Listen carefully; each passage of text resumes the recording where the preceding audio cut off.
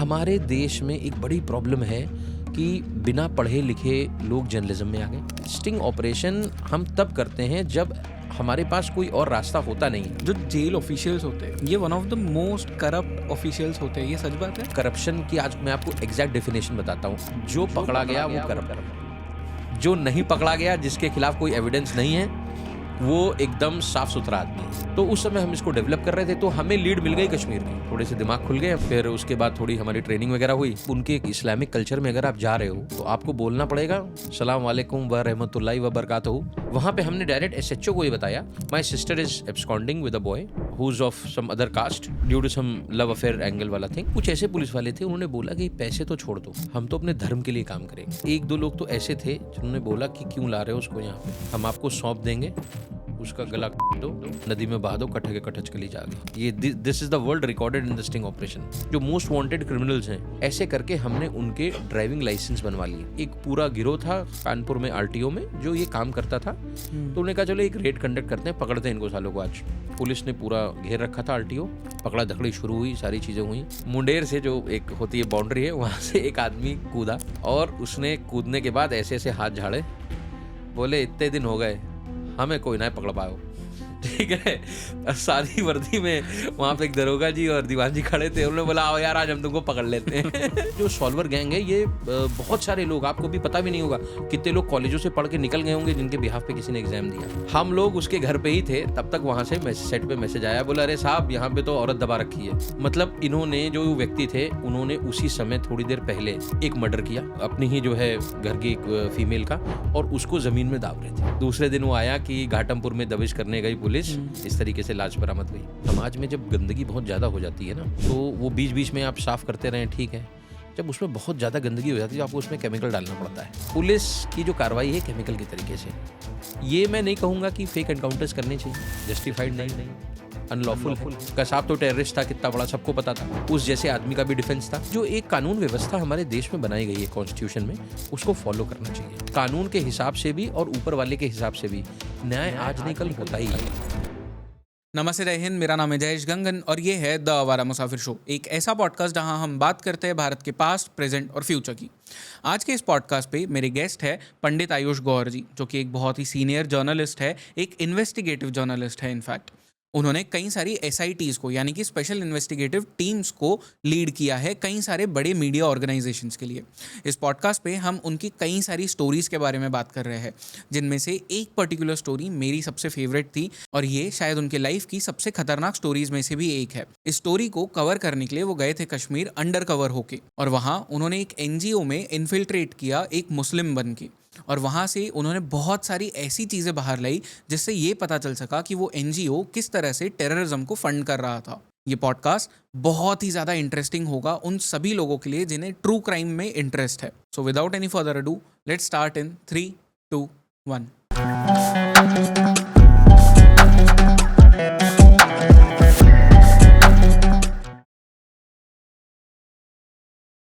पंडित Ayush Gauhar sir, आपका बहुत बहुत स्वागत है इस शो पे। Thank you.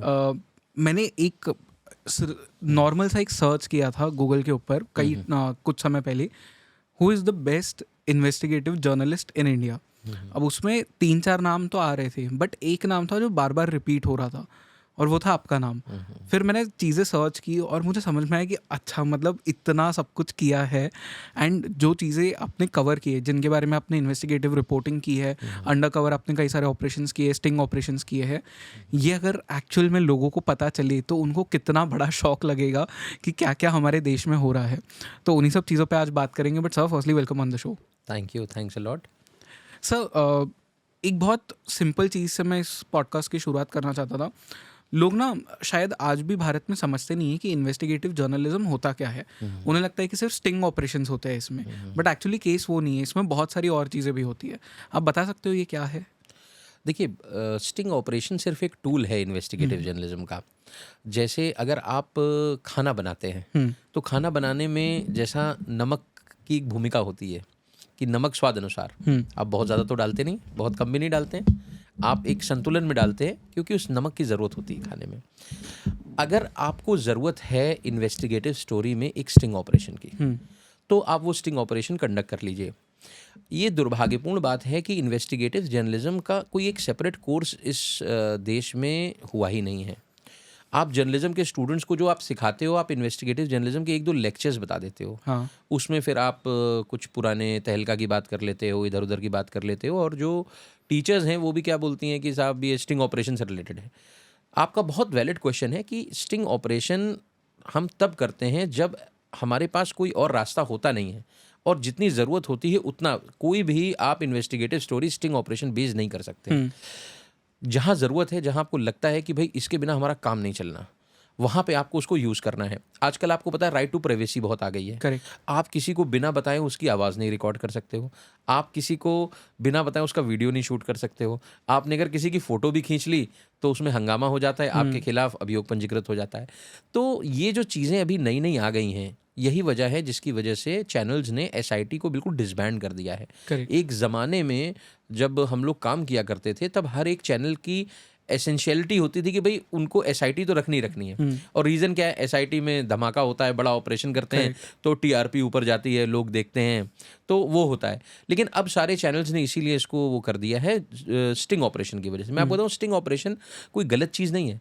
Supreme court of India ने कहा है ये कि अगर आप किसी जनहित में कोई स्टिंग ऑपरेशन कर रहे हैं तो वो कोई अपराध नहीं है। बहुत सारे ऐसे ऑपरेशंस होते हैं जिसमें ऑडियो वीडियो रिकॉर्ड किए जाते हैं और वो चैनल्स में प्रसारित होते हैं, लेकिन इसका मतलब ये नहीं कि आप रिपोर्टर्स को जेल भेज देंगे।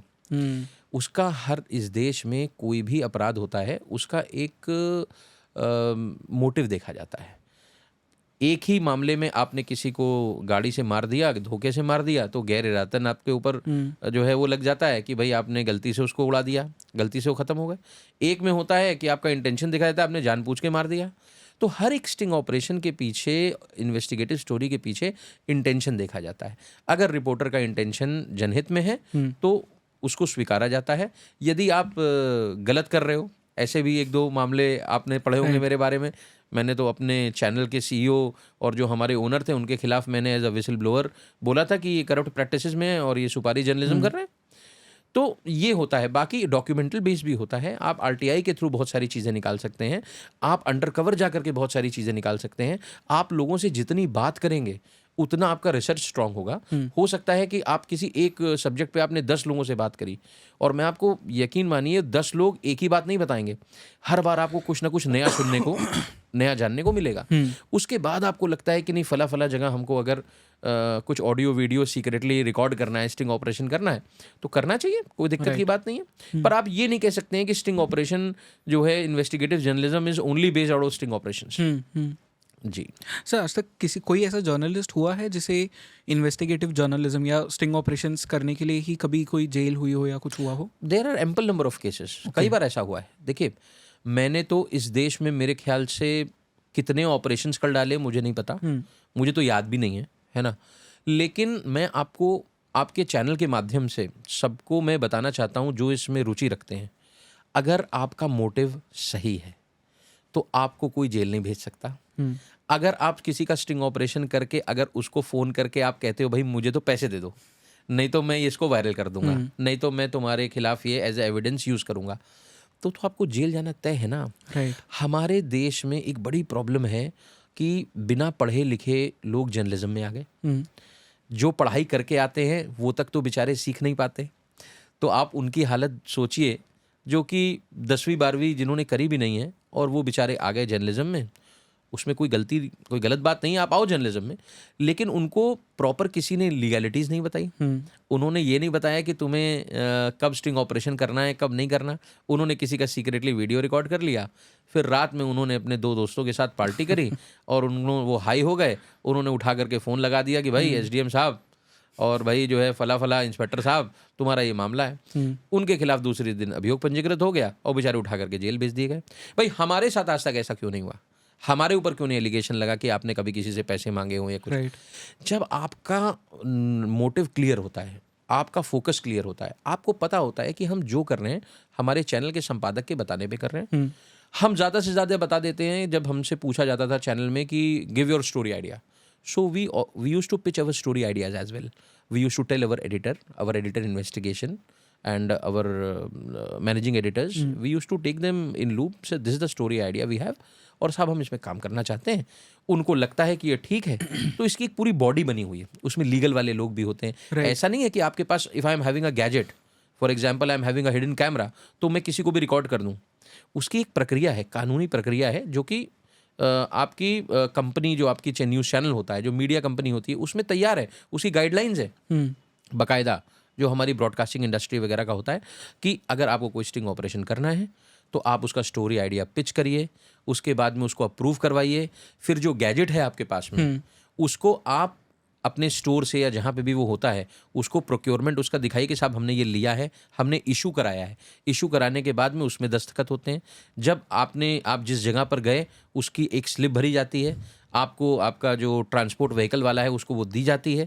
अगर सीक्रेट कवर्ट ऑपरेशन है तो उसको गोपनीय रखा जाता है। उसके बाद जब आप वो ऑपरेशन करके आते हैं तो आप उसकी डिटेल मेल के थ्रू अपने जो इमीडिएट बॉस होता है, एडिटर होता है, उसको बताते हैं साहब हम ये करके आए हैं, इसमें ये प्रोग्रेस हुई है। उसके बाद आपका जो हथियार है, यानी कि जो आपका गैजेट है, वो आपको जैसे पुलिस जमा कराती है अपने उसमें पुलिस स्टेशन पे ड्यूटी करने के बाद, वैसे हमें जमा कराना होता है। ओके।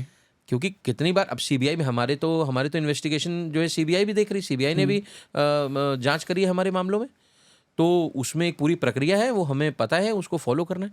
लोग फंसते तब हैं जब उन्हें कुछ पता नहीं होता। राइट। अब आप सोचिए, मैंने आपको कितनी चीज़ें बताई, और हमारे शहरों में, जिलों में छोटे छोटे से लड़के शॉर्ट टाइम जर्नलिस्ट जो बेचारे बन गए, इन्हें ये सब कौन बताएगा? इन्होंने बड़े चैनल्स में काम नहीं किया, इन्होंने बड़ी पढ़ाई नहीं करी, और जहां पर बड़ी पढ़ाई होती भी है इस सब्जेक्ट की वो भी नहीं सिखाते हैं।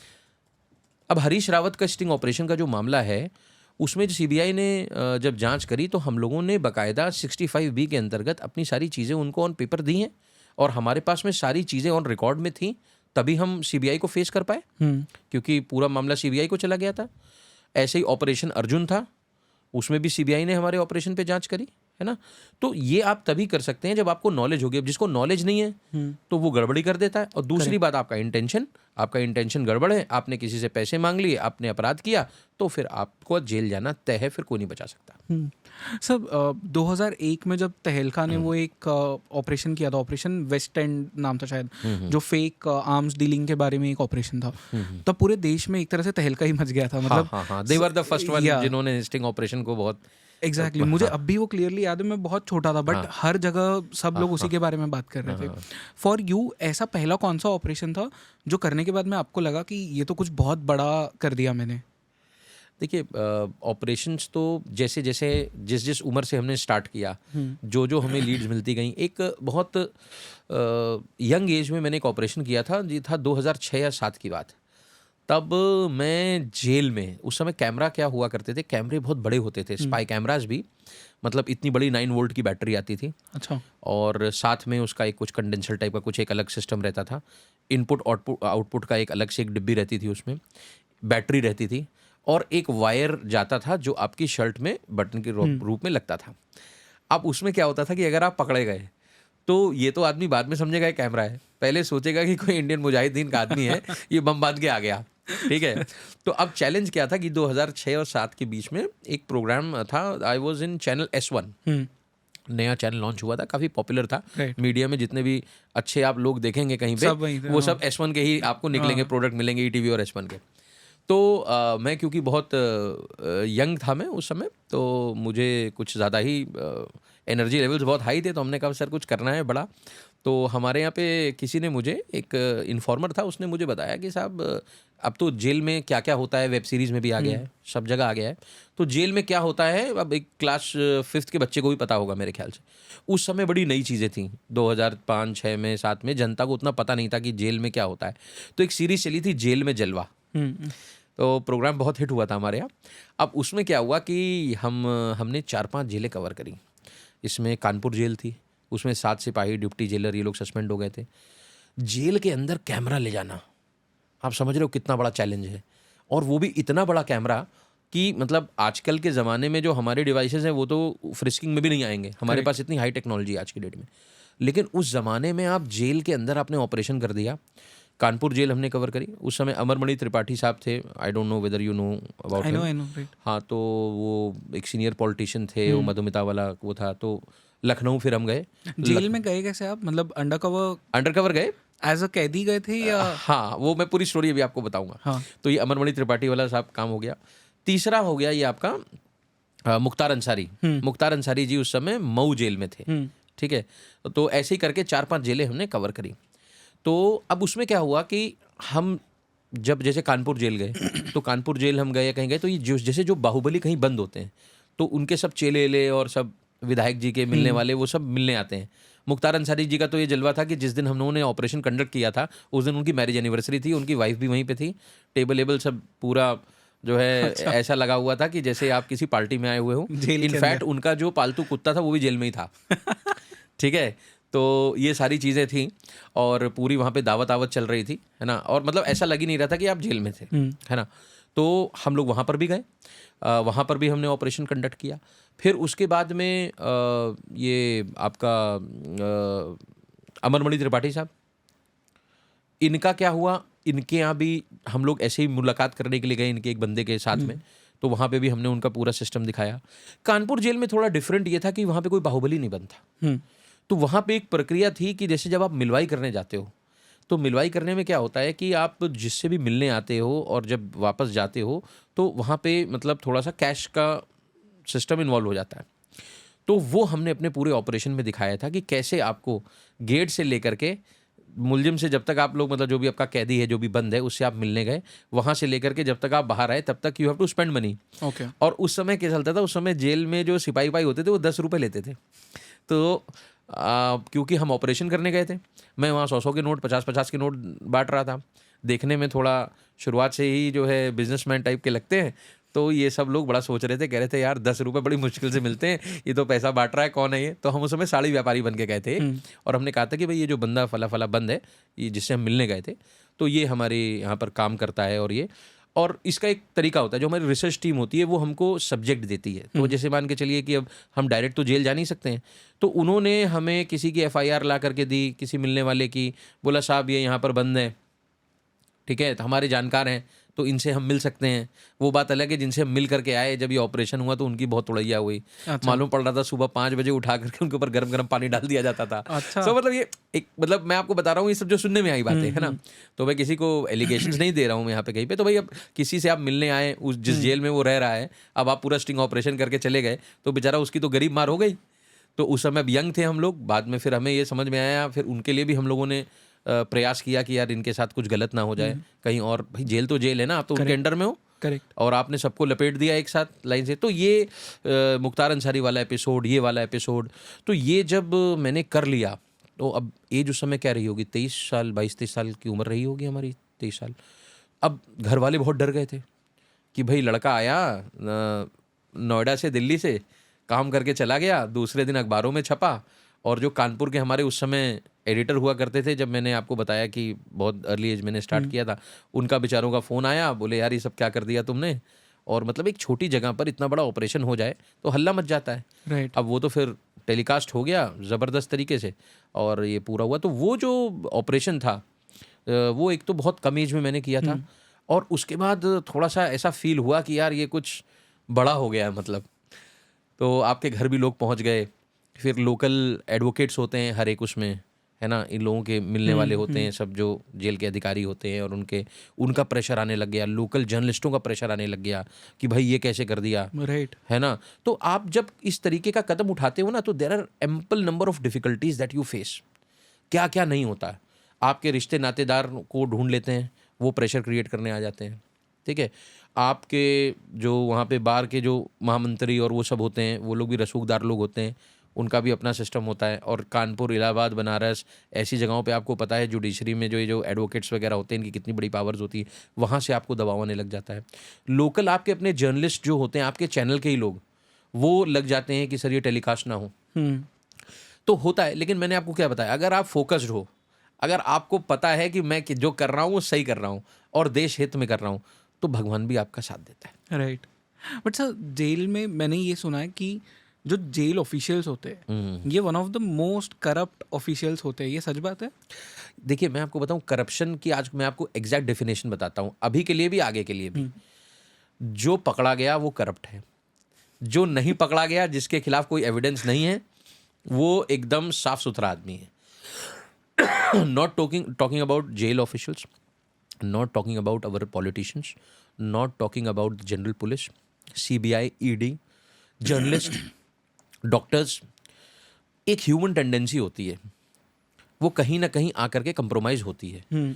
बहुत ही विरले लोग होते हैं, बहुत ही ज़्यादा, जो कॉम्प्रोमाइज़ नहीं करते हैं, जो ये पसंद कर लेते हैं कि हम गोली खा लेंगे लेकिन हम बिकेंगे नहीं. ठीक है, but they are very few of them. तो करप्शन की सर डेफिनेशन ही आज की डेट में ये है, अगर आप पकड़े गए तो आप चोर हो, वरना आपसे बड़ा कोई साहूकार है नहीं. राइट. ये है. अब देखिए, किसी के बारे में स्पेशली कमेंट करना ठीक नहीं है, पर अभी तक जो इन्वेस्टिगेशंस हमने करे उसमें हम आपको बता सकते हैं भाई इसमें ये हुआ. भाई हर जेल का जो व्यक्ति है वो करप्ट नहीं हो सकता, हर वहाँ पे जो सिपाही पोस्टेड है करप्ट नहीं हो सकता, हर एक व्यक्ति जो काम कर रहा है वो ज़रूरी नहीं है ऐसा हो, और ये भी ज़रूरी नहीं है कि सब पाक साफ हो. तो ये स्टिंग ऑपरेशंस और ये सब ये क्यों समाज में आए? इसीलिए तो आए कि आपकी अंदर की जो हिडन चीज़ें हैं वो बाहर आएँ. करेक्ट. तो ये है. पर अगर मैं आपसे ये पूछना चाहूँ कि मतलब भारत में जैसे कई सारे जेल्स हैं, इनमें से जो सबसे खतरनाक जेल है वो कौन सा होगा? तिहाड़. हाँ, तिहाड़ देखिए खतरनाक. Tihar is very organised also. Tihar is one of the organised jail also. Correct. Tihar जितनी ऑर्गेनाइज्ड जेल है शायद ही आपको कहीं मिलेगी. अभी आप नोएडा की लुक्सर जेल देख लीजिए, वो भी बहुत ऑर्गेनाइज्ड है. आप अगर जेल के अंदर जाएंगे, मतलब हम तो विजिट करते रहते हैं जेल में, स्टिंग ऑपरेशन के लिए नहीं, मतलब अपनी NGOs के काम के लिए या ये प्रिजनर्स के वेलफेयर के लिए हम लोग जाते रहते हैं. तो इंस्पेक्शंस भी होते हैं, तो we are a part of that team. तो आप जाओगे तो आपको महसूस नहीं होगा. अभी हम एमिटी के 26 बच्चों को लेकर के 26 जनवरी को गए थे. अच्छा, जेल? हाँ, जेल हमने विजिट कराई थी उनको. और वहाँ पे सोशल इवेंट हमने कराया. अभी लुक्सर जेल है आपकी गौतम बुद्ध नगर में, है ना. सिंह साहब वहाँ पे जेलर भी हैं, तो with all permissions we went there. तो वहाँ पे आप जाओगे तो आपको लगेगा कितना बढ़िया सब मेंटेन्ड है एवरीथिंग. मतलब आपको लगेगा ही नहीं आप जेल में हो. They have a temple also, वहाँ पे भजन भी चल रहे हैं. They have a very beautiful garden, है ना. सब चीज़ें बहुत बढ़िया है. अब आप ये कह दो कि भाई अंदर आप जा करके इनमेट्स को आप देखें, तो वो तो हमें अलाउड नहीं था. Of course. जेल में सबसे दिक्कत वाली बात यह है कि जो सबसे इंटीरियर पार्ट्स में जेल होगी उसकी हालत सबसे ज़्यादा खस्ता होगी. अनसेफ होंगे मतलब? हाँ, अनसेफ कुछ भी हो जाता है जेल में. तो आप देखिए, जेल में तो ऐसी स्थिति है कि जेल में प्रशासन है ही नहीं ना ज़्यादा. जेल के कैदी चला रहे हैं. करेक्ट. वो एक अलग ही इकोसिस्टम है पूरा. वो एक अलग इकोसिस्टम है. उसमें एक अलग तरीके का डिसिप्लिन है, उसमें एक अलग तरीके की अंडरस्टैंडिंग है, जेल में अलग तरीके का माहौल है ना. और इतना तो मतलब आप ये सोचिए, इतने सारे कैदी होते हैं, ये कहीं इकट्ठा हो जाएं तो कौन मैनेज कर पाएगा? आपको तो PAC बुलानी पड़ेगी, CRPF बुलानी पड़ेगी. और उसके बावजूद सुचारू रूप से जेल चलती है. और अब तो बहुत सारी वेब सीरीज भी आ गई हैं इस पर, अब तो सबको लोगों को पता लग गया है. पर जिस वक्त हमने इन्वेस्टिगेशन किया था उस वक्त बहुत बड़ी बात होती थी कि यार जेल से कोई फ़ोन पे बात कर रहा है. राइट. पता सबको होता है, लेकिन जनता के लिए बहुत बड़ी बात थी कि वहाँ पे क्या था. हमने क्या शो किया, हमने अपने इन्वेस्टिगेशन में निकाला कि जैसे कुरकुरे के पैकेट्स हैं, आपके चिप्स के पैकेट हैं, तो उसको क्या होता था, फाड़ करके उसमें आप गांजा डाल दो. अच्छा. उसमें आप वो आपका वो जो आता है चरस वरस आता है, तो चरस हमने नहीं डाला था. हमने उसकी जगह अगरबत्ती का रोल डाल दिया था कि वो देखने में चरस जैसा लगता है. So our idea was to convey कि आप जब ये सारी चीज़ें पैक करके, सील करके, पैसे दे करके जेल में ये सब चीज़ें भेज रहे हो, जिससे अब मिलने गए, हमने उसको भेज दिया. हमने पूरा पैकिंग सिस्टम दिखाया कि साहब ऐसे ऐसे देखिए, ये कुरकुरे और चिप्स के और लेस के पैकेट्स में ये सारी चीज़ें चली जाती हैं, तो चरस क्यों नहीं जा सकती? एक्चुअली चाहती वही चीज़ें थी वहाँ पे, लेकिन अब हम तो चरस भेजते तो हम तो इलीगल काम कर देते. तो हमें तो अपनी वही लीगल बाउंड्रीज में रह के काम करना है. तो हमने वो सारी चीज़ें दिखाई कि साहब देखिए, for such a short money इन्होंने हमने मिलवाई करी जिस बंदे से, उसको हमने सामान दे दिया और वो आराम से अंदर चला भी गया. ऐसे आप 10 बार फ्रिस्किंग करते हो आदमी की, but when you get the money तो आप ये सारी चीज़ें भेज देते हो. और ये सब नशीले पदार्थ, इस तरीके की चीज़ें ले जाने का तो ऐसे ऐसे आपको चीज़ें मिल जाएंगी नेट पर भी और जो है रियल उसमें भी, कि प्राइवेट पार्ट्स में दबा करके ले जाते हैं चीज़ें. तो ये उस ज़माने में हमने आप सोचिए एक्सपोज किया था नेशनल टेलीविज़न पर, और पूरी ट्रांसपेरेंसी के साथ एक एक फुटेज वीडियो, क्योंकि अगर नहीं होता तो इतनी बड़ी कार्रवाई हो गई, हमारे ऊपर भी हो सकती थी ना. करेक्ट. तो सब जगह सब चीज़ें होती हैं, लेकिन क्या है कि आप कैसे इसको मॉनिटर करते हैं. कुछ बहुत अच्छे अधिकारी भी हैं, वो अपना क्लियरली मैनेज करते हैं. तो ये कहना कि कोई जेल सबसे ख़राब है या अच्छी है, ये आप नहीं कह सकते हैं. बस क्या है कि उसका मैनेजमेंट कैसा है. जो नेशनल बाउंड्री से हैं, जो कैपिटल्स में हैं, उसमें बहुत ज़्यादा जो है सर्विलेंस रहता है. कहीं बाहुबली बंद है तो उनमें भी और ज़्यादा दिमाग लगा रहता है, तो उस हिसाब से चलता है। ओके सर, मैंने आपसे ऑफ द कैमरा पूछा था कि आपका सबसे डेंजरस अब तक का ऑपरेशन कौन सा रहा है, तो आपने मुझे कश्मीर वाली बात कही थी। जी जी जी तो जी। कश्मीर में आपने कुछ एनजीओज को एक्सपोज किया था। हाँ, कश्मीर में कुछ ट्रस्ट थे जिसमें one of them was Falah Aam trust, और ये लोग जो है टेररिज्म के लिए फंडिंग लेते थे।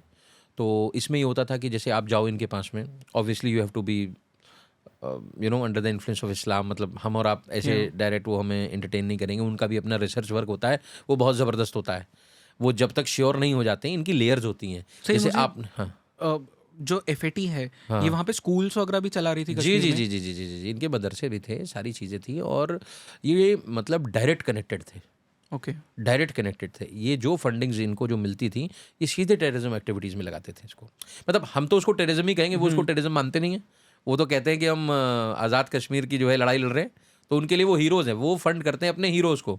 हमारे हिसाब से वो टेररिस्ट हैं क्योंकि वो एक्चुअली टेररिस्ट हैं, पर उनके हिसाब से हीरो हैं। तो ये दो चीज़ें हैं। तो वो that was a risky operation. उस करीब साढ़े तीन महीने चला था, और उस समय मतलब कश्मीर में रहना ही अपने आप में, मतलब अगर आप एज अ टूरिस्ट जा रहे हो तो बात अलग है, पर अगर आप ऐसे काम के लिए जा रहे हो तो वो एक मतलब आप ये समझ चलिए, कभी भी ऐसा लगता था कि बस अब गए। ये कौन सा साल था? ये था आपका कोविड के जस्ट पहले, कोविड आया 2019 के आसपास। 18-19 हाँ की हाँ बात हाँ हाँ। फिर बाद में इसमें NIA ने काम भी किया था। NIA ने बहुत बढ़िया काफी सारे इसमें, arrest हाँ किए हाँ, थे। बहुत अरेस्ट किए थे, मतलब they really did a very good job. और वहाँ पर ये था कि एनी टाइम कुछ भी हो सकता है, और जिनके साथ आप उठ बैठ रहे हैं, फिर उसके बाद आप को पूरी इस्लामिक प्रैक्टिसेस भी आपको आनी चाहिए हर तरीके की, है ना, वरना वो तुरंत डाउट भी कर जाते हैं। सर यहाँ पे एक चीज़ पूछूंगा, क्योंकि आप एक जर्नलिस्ट है और जब ये अरेस्ट हो रहे थे उस टाइम पे एक जर्नलिस्ट भी अरेस्ट हुआ था कश्मीर में, इरफान महराज। हाँ बिल्कुल हुआ था, उसके भी कनेक्शंस मिले थे। उसके भी कनेक्शंस मिले थे। ये मुझे बताइए, क्योंकि इरफान महराज का जब अरेस्ट हुआ था, आई क्लियरली रिमेंबर कि कुछ एक्टिविस्ट थे जिन्होंने बहुत शोर मचाया था। और देखिए, बात ऐसी हुई थी कि भारत में तो फ्रीडम ऑफ स्पीच है ही नहीं, जर्नलिस्ट को दबाया जाता है। ऐसा नहीं है, मैं आपको बताता हूँ। देखिए क्या होता है कि एक समाज है, ठीक है, हम अपने एंगल से देख रहे हैं, वो अपने एंगल से देख रहे हैं। आज हमने एक ऑपरेशन किया, ऑनर किलर्स इन यूनिफॉर्म, जो मैंने आपको बताया हरियाणा में, वेस्टर्न यूपी में, उसके ऊपर भी हम बात करेंगे। हाँ, आप ये देखिए, कुछ जर्नलिस्ट हो गए, पुलिस हो गए, लॉयर्स हो गए, ये सब आ किस कम्युनिटी से रहे हैं? वो हैदराबाद से तो नहीं आया है ना, वो जर्नलिस्ट है उन्हीं के बीच का। अब वो उसका कहना है कि वो सॉरो, वो पेन उसने देखा, so he is writing for the freedom of free Kashmir, और उस वाला सिस्टम में वो सपोर्ट किनको कर रहा है? जो लोग उसकी लड़ाई लड़ रहे हैं, ठीक है। तो वो सोच रहा है वो अपना काम कर रहा है, पर वो ये भी शो कर रहा है कि नहीं यार, मतलब मैं तो एज अ जर्नलिस्ट इंडिपेंडेंट अपना काम कर रहा हूँ। बट देखिए, इस देश की जो एजेंसीज हैं, है ना, लोग कोई कुछ भी कह दे। मैंने आज तक पुलिस का भी सिस्टम देखा है, मैंने एजेंसीज को भी देखा है। अगर आप गलत हो, अच्छा एक बात बताइए, इसी का नाम क्यों है, बाकी 6 और क्यों नहीं पकड़े गए? ऑफ कोर्स, हाँ। आपको क्या लग रहा है केवल इन्हीं से पूछताछ हुई थी? इसमें 5 नाम और थे, एविडेंस नहीं था उनके खिलाफ, केवल उनके बारे में विस्पर्स थे, शक था, उठाया। सबसे पहले पुलिस अपना प्रिलिमिनरी इन्वेस्टिगेशन कर देती है। बहुत कम केस ऐसे होते हैं कि बस किसी के कहने पे किसी को उठा लिया। तो जो बाकी जर्नलिस्ट थे, उनका मैं नाम नहीं लूंगा, वो क्यों नहीं फंसे? Because they were not involved. अब किसी के लिए कभी आपने कोई लाइन लिख दी, कुछ फेवर में चली गई, कुछ अपोजिट में चली गई। देखिए, जर्नलिज्म का मतलब होता है बैलेंस। अगर आप जर्नलिस्ट हैं तो आपको बैलेंस लिखना पड़ेगा। करेक्ट। आप ये नहीं कि आप एक ही के लिए आप लिखते जा रहे हो। वाई? क्या उनके अकाउंट में पैसा नहीं गया? भाई सब डिजिटल है ना आजकल। ठीक है, अभी अंडर ट्रायल है, मैं उस पर नहीं बात करूंगा, लेकिन ये सब चीज़ें कैसे आई? आपने पैसा लिया उन लोगों से, आपके पास भी पैसा जाता रहा, आप ना सिर्फ उनके हक में लिख रहे थे, बल्कि आप अपने लिखने से उनको इंस्टिगेट कर रहे थे। करेक्ट। अब एक यंग बंदा है जिसने अपनी फैमिली में देखा है कि ये चीज़ें हुई हैं, उसके यहाँ से कोई टेररिस्ट मारे गए, उसने तो ही इज़ 13 ईयर्स। अब वो क्या कर रहा है? आपकी चीज़ें पढ़ रहा है, वो माहौल, उसी माहौल में वो पल बढ़ रहा है, तो उसके अंदर तो जो है गलत तरीके की चीज़ें अपने आप आ जाएंगी ना। आप कुछ ऐसा लिखिए ना। आपको स्थिति बताऊँ कि क्या है, जो वहाँ पे टेररिस्ट एक्टिविटीज़ में जो भी इन्वॉल्व रहे, जो मारे गए, उनके परिवारों की लड़कियों से कोई शादी नहीं करने को तैयार है। This is one another story I am telling you. वो ऐसा नहीं है कि उनको कोई वहाँ वाले भी प्रमोट कर रहे हैं, उनके घर में कोई रिश्ता करने को तैयार नहीं है उन फैमिलीज़ में। भाई रिश्ता तो आप यहीं करोगे ना, सिंगापुर जाके तो करोगे नहीं ना, तो उनसे कोई रिश्ता भी नहीं रखना चाह रहा है, मतलब उनके लोग भी उनको नहीं सपोर्ट कर रहे हैं। आप देखो, मैं आपको कितनी सारी जो है रिसर्च वर्क दे देता हूँ, उसमें रिसर्च पेपर दे देता हूँ, इसमें बहुत इसमें काम हो रहा है। इसमें इनफैक्ट कुछ एनजीओज भी कोशिश कर रही हैं कि भाई जो कोई टेररिस्ट था वो मर गया, उसको पुलिस ने एनकाउंटर में मार दिया, उसने गलती करी, कोई जेल चला गया, कुछ भी है, उसमें फैमिली की तो कोई गलती नहीं थी। बिल्कुल। उसकी जो लड़की थी जो अब जवान हुई है, उसकी क्या गलती है? तो अब वो भी सफ़र कर रहे हैं। ये सिर्फ और सिर्फ पैसे का पूरा सिस्टम है। वो चाहे वहाँ के जर्नलिस्ट हो, चाहे कुछ हो, इनको पैसे से मतलब है।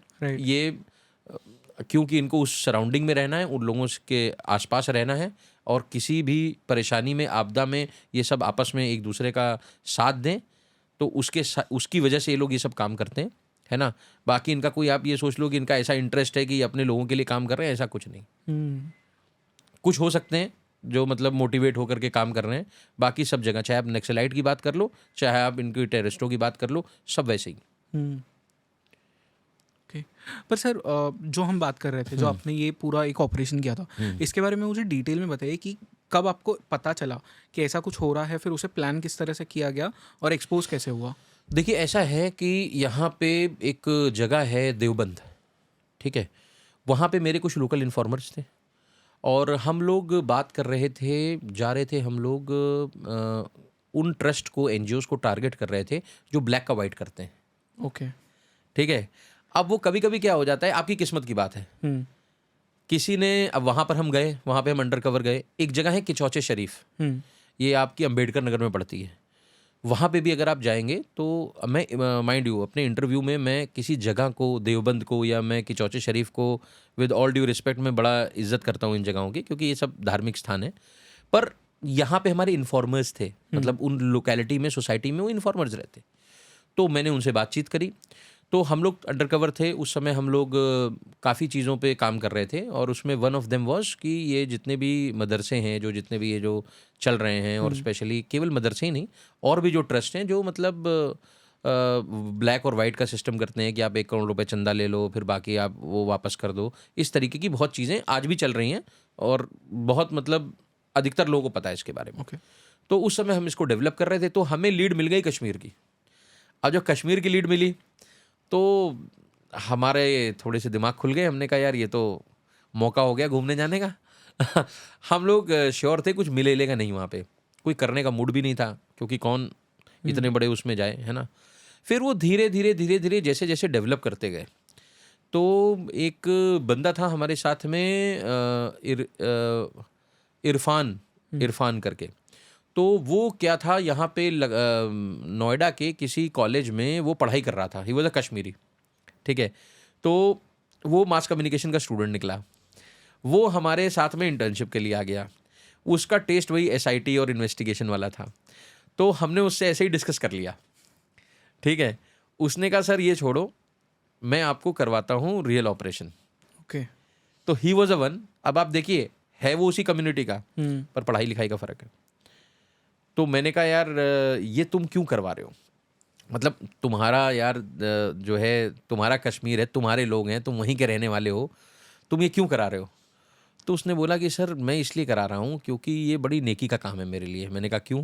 बोले सर ये जो टेरर फंडिंग हो रही है ना, इससे जो हमारे यंग, जो मेरे भाई बहन हैं, मेरे दोस्त हैं, उसने मुझे बताया कुछ उसके फ्रेंड्स भी गलत रास्ते पे चले गए इस पर। So no money, nothing is happening, weapons आपको मिलेंगे नहीं, ठीक है, आपको फैसिलिटी मिलेगी नहीं, लॉजिस्टिक अगर नहीं होगा आप ये पॉडकास्ट कर पाओगे? बिल्कुल नहीं। सब कुछ पैसे का गेम है इस देश में। इलेक्शन से लेकर के हर तरीके की जो चीज़ होती है पैसे पे डिपेंडेंट है। आप देखते हैं पार्टीज एक दूसरे का फंड कट कर देती हैं, करेक्ट, खत्म हो गया मामला, ठीक है। तो इनका अगर फंड, इनके और नक्सलाइट्स के फंड्स अगर हटा दिए जाएं तो ये ऑपरेट ही नहीं करेंगे। पत्थर मारने के लिए पैसा मिलता है, करेक्ट, कैसे कर पाओगे? जब पैसा नहीं मिलेगा तो भैया तुम क्यों करोगे? फिर अगेन वही वाली बात आ गई, 1 से 2% आदमी है जो पागलपने में कर लेगा, है ना। तो उसकी मुझे बात इतनी सही लगी। वो हमसे छोटा था, इंटर्न था, लेकिन उसने इतनी बढ़िया बात बोली हमसे। बोला कि साहब हम इसलिए इसको करना चाहते हैं and we should do it. मैंने कहा अगर तुम एक्सपोज हो गए, तुम्हारा कहीं कुछ भी हो गया, तो बोले वो साहब अल्लाह जाने, हमें करना है। मेरा फ्रेंड था, उसका नाम है मनमोहन, मेरा साथ दोस्त था। उसने मुझसे बोले यार ये ले जा करके ना, मतलब हमारे यूपी में बोला जाता है कि मतलब ठसवा देगा। तो बोला यार पंडित जी ये ठसवा देगा, कुछ नहीं होगा, और वहाँ अपने नंबर बढ़ा लेगा, है ना, और ये सब यहाँ पे यही करने आते हैं। पर हमने 2-3 दिन 4 दिन का समय लिया, हमें समझ में आया, मतलब कुछ होता है ना, एक इंसान अगर आपसे कुछ बोल रहा है तो आप समझ जाते हो कि ये सच बोल रहा है कि झूठ बोल रहा है। तो हमारा इंस्टिंक्ट था कि नहीं यार ये बंदा वास्तव में कुछ अच्छा करवाना चाहता है। सो बस वैसे वैसे हम गए। फिर उसके बाद थोड़ी हमारी ट्रेनिंग वगैरह हुई, क्योंकि ट्रेनिंग किस चीज़ की? भाई आप उनके एक इस्लामिक कल्चर में अगर आप जा रहे हो तो आपको बोलना पड़ेगा सलाम वालेकुम व रहमतुल्लाहि व बरकातहू। तो जो अंडर कवर आप गए तो हाँ, आप पूरा पूरा सीख के गए थे? पूरा पूरा पूरा पूरा। तो है ना? बियर्ड वगैरह भी रखी थी? नहीं बियर्ड वगैरह नहीं Okay. रखी थी, तो हल्की हल्की जो भी दाढ़ी थी, है ना। अच्छा, अब नमाज पढ़नी तो हम लोगों को आती नहीं है ना। तो अब ये भी एक बहुत बड़ा चैलेंज है कि आप उनके बीच में रह रहे हो, है ना, और ये लोग बहुत शार्प होते हैं, तुरंत आइडेंटिफाई कर लेंगे आप। ऑफ कोर्स, हाँ। इनको 2 मिनट लगे आपको आइडेंटिफाई करने में। तो खैर जो भी हो सकता था, जितना हो सकता था, क्योंकि कानपुर लखनऊ के हम लोग रहने वाले हैं, तो थोड़ा बहुत उर्दू तलफ़ुज़ अल्फाज तो उस तरीके के हैं ही। फिर हमने एक वो सीखा था, वो आपको मैं सुनाऊंगा, मतलब आप भी कहोगे कि यार पूरी ही इन्होंने सीख करके गए थे, है ना।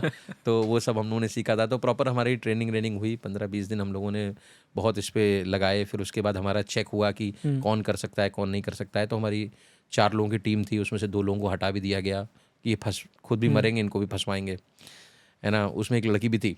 ओके।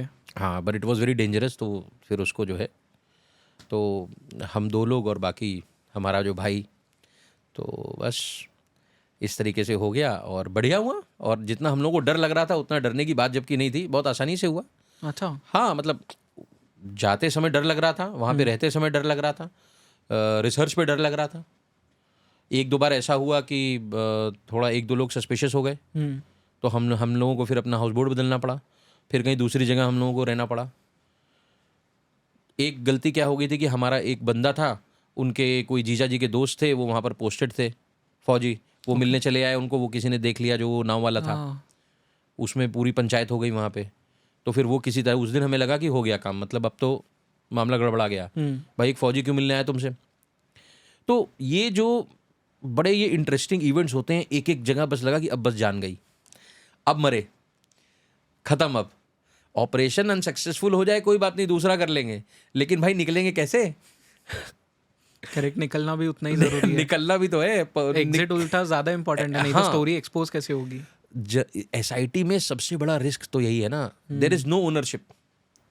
सरकार के लिए आप काम कर दो, ओनरशिप फिर भी आपको दे देंगे कि भाई हमारा आदमी है, आईबी का आदमी है, सीबीआई का आदमी है, ईडी का आदमी है, उत्तर प्रदेश पुलिस का आदमी है। हमारी क्या ओनरशिप है, हमारी तो ओनरशिप कौन लेगा। तो ये जो किक वाली चीज़ है जो मैं आपको बता रहा हूँ, ये 1-2% आदमी करता है। और ऐसा नहीं है, हम तो एंकर भी बन सकते थे अपनी ज़िंदगी में, चेहरे से तो कोई इतने ख़राब लगते नहीं है, बोलने में भी कोई ख़राब नहीं है। हम भी प्राइम टाइम बैठते दीपक चौरसिया जी की तरीके से, और हम भी जाते और ये बड़े बड़े पॉलिटिशियंस के साथ चाय पीते, उनका इंटरव्यू करते और उनसे जो है फ़ायदा भी लेते। जर्नलिस्ट करते हैं अपने पीआर में। हमने एसआईटी, हमने क्राइम चुना, क्राइम में भी एसआईटी चुना हमने। तो ये अपनी अपनी उसकी बात होती है। रियल आप आज जितने लोग पॉडकास्ट देख रहे होंगे, किसने मुझे देखा होगा, दीपक चौरसिया को सब लोग जानते हैं, उसका फेस है, चैनल पे वही है, प्राइम टाइम पे वो है। शम्स ताहिर खान को हर कोई जानता है, करेक्ट। लेकिन भाई जिसने मतलब जिस व्यक्ति ने जैसे जो काम किया है ना, वो खुद ही जानता है वो। और ऐसा नहीं है कि काम मेरे ऊपर कोई थोपा गया है, ये मेरी चॉइस है, मुझे इसमें किक मिलता है तो हमने किया काम। एसआईटी के रिपोर्टर्स का दुर्भाग्य आप देखिए, चैनल्स में हमें लड़ना पड़ता था कि हमारी शक्ल पीटीसी नहीं, नाम तो हमारा डालो। वो कहते थे यार तुमने इतना बड़ा ऑपरेशन किया, तुम्हारे पीछे गुंडे पड़ जाएंगे, तुम्हारे पीछे टेररिस्ट पड़ जाएंगे। तो हमने कहा भाई ऐसा है कि हम तो अपनी जान जोखिम में डाल रहे हैं, इसलिए कम से कम घर वालों को पता तो लगे कि लड़का सही राह पे है। 3-3 महीने गायब रहता है, 6-6 महीने गायब रहता है, और पता ही नहीं लग पाता है। लोग सोच रहे 2 नंबर का काम कर रहा है कोई। मतलब मैं आपको सच बताऊं, मेरी जब शादी हुई तो भी मैं हनीमून पे हम लोग गए कश्मीर, फेवरेट जगह।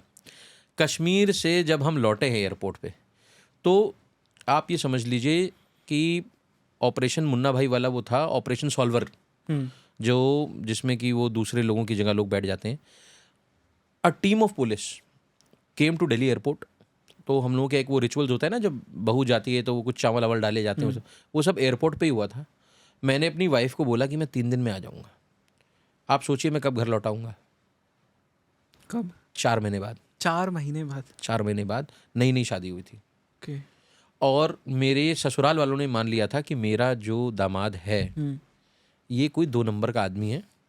आप सोचो, नई शादी हुई, 3 महीने के लिए आप बोल के जा रहे हो, अब 4 महीने में लौट रहे हो। तो ऐसा क्या कर रहे हो? मतलब तुम, आप रॉ के आदमी हो नहीं, आप आईबी के आदमी हो नहीं, है ना, आपको प्रदेश पुलिस ने हायर नहीं कर रखा है, तो आप क्या हो? मतलब हु आर यू? बोले साहब जर्नलिस्ट है। बोले भाई टीवी पे दिखाई नहीं देते हैं, क्या कर रहे हो जर्नलिज्म में ऐसा? उसके बाद फिर जब ये ऑपरेशंस जब खुले, जब चैनल्स में चलना शुरू हुआ है, तब इनको सुकून हुआ कि नहीं भाई, लड़की तो सही घर में है, कोई दिक्कत नहीं है, बस थोड़ा सा खतरनाक टाइप का दामाद है रिस्की जोन पे रहने वाला। सो ये सब चीज़ें हैं। और एसआईटी के जर्नलिस्टों की एक अलग ज़िंदगी रही हुई है, तो अब हम लोग उसको एंजॉय करते हैं। अब तो चलिए छोड़ दिया मैंने प्रोफेशन, लेकिन मैं यही कहूँगा कि जो भी अगर एसआईटी में, इन्वेस्टिगेटिव जर्नलिज्म में या क्राइम रिपोर्टिंग में आना चाहे तो वो बड़े सीरियस हिसाब से आए क्योंकि अब तो ना तो माहौल रह गया है। क्राइम रिपोर्टर्स आपको पता है क्या कर रहे हैं इस देश में? प्रेस कॉन्फ्रेंस करते हैं कमिश्नर साहब कि हमने 20 लोगों को पकड़ा है। ठीक है, किसमें पकड़ लिया कि साहब इन्होंने ज़मीन की फोर्जरी करी, लूट करी, ये करी। क्राइम रिपोर्टर वहाँ जाते हैं, वहाँ पे अपना माइक रख देते हैं। तो सर क्या हुआ था, फिर सर क्या हुआ था, 2-3 क्वेश्चंस पूछ लिए, चाय पी, अपना बिस्किट खिला दिया उनको, बहुत अच्छे साहब, तो समोसा खा लिया उन्होंने।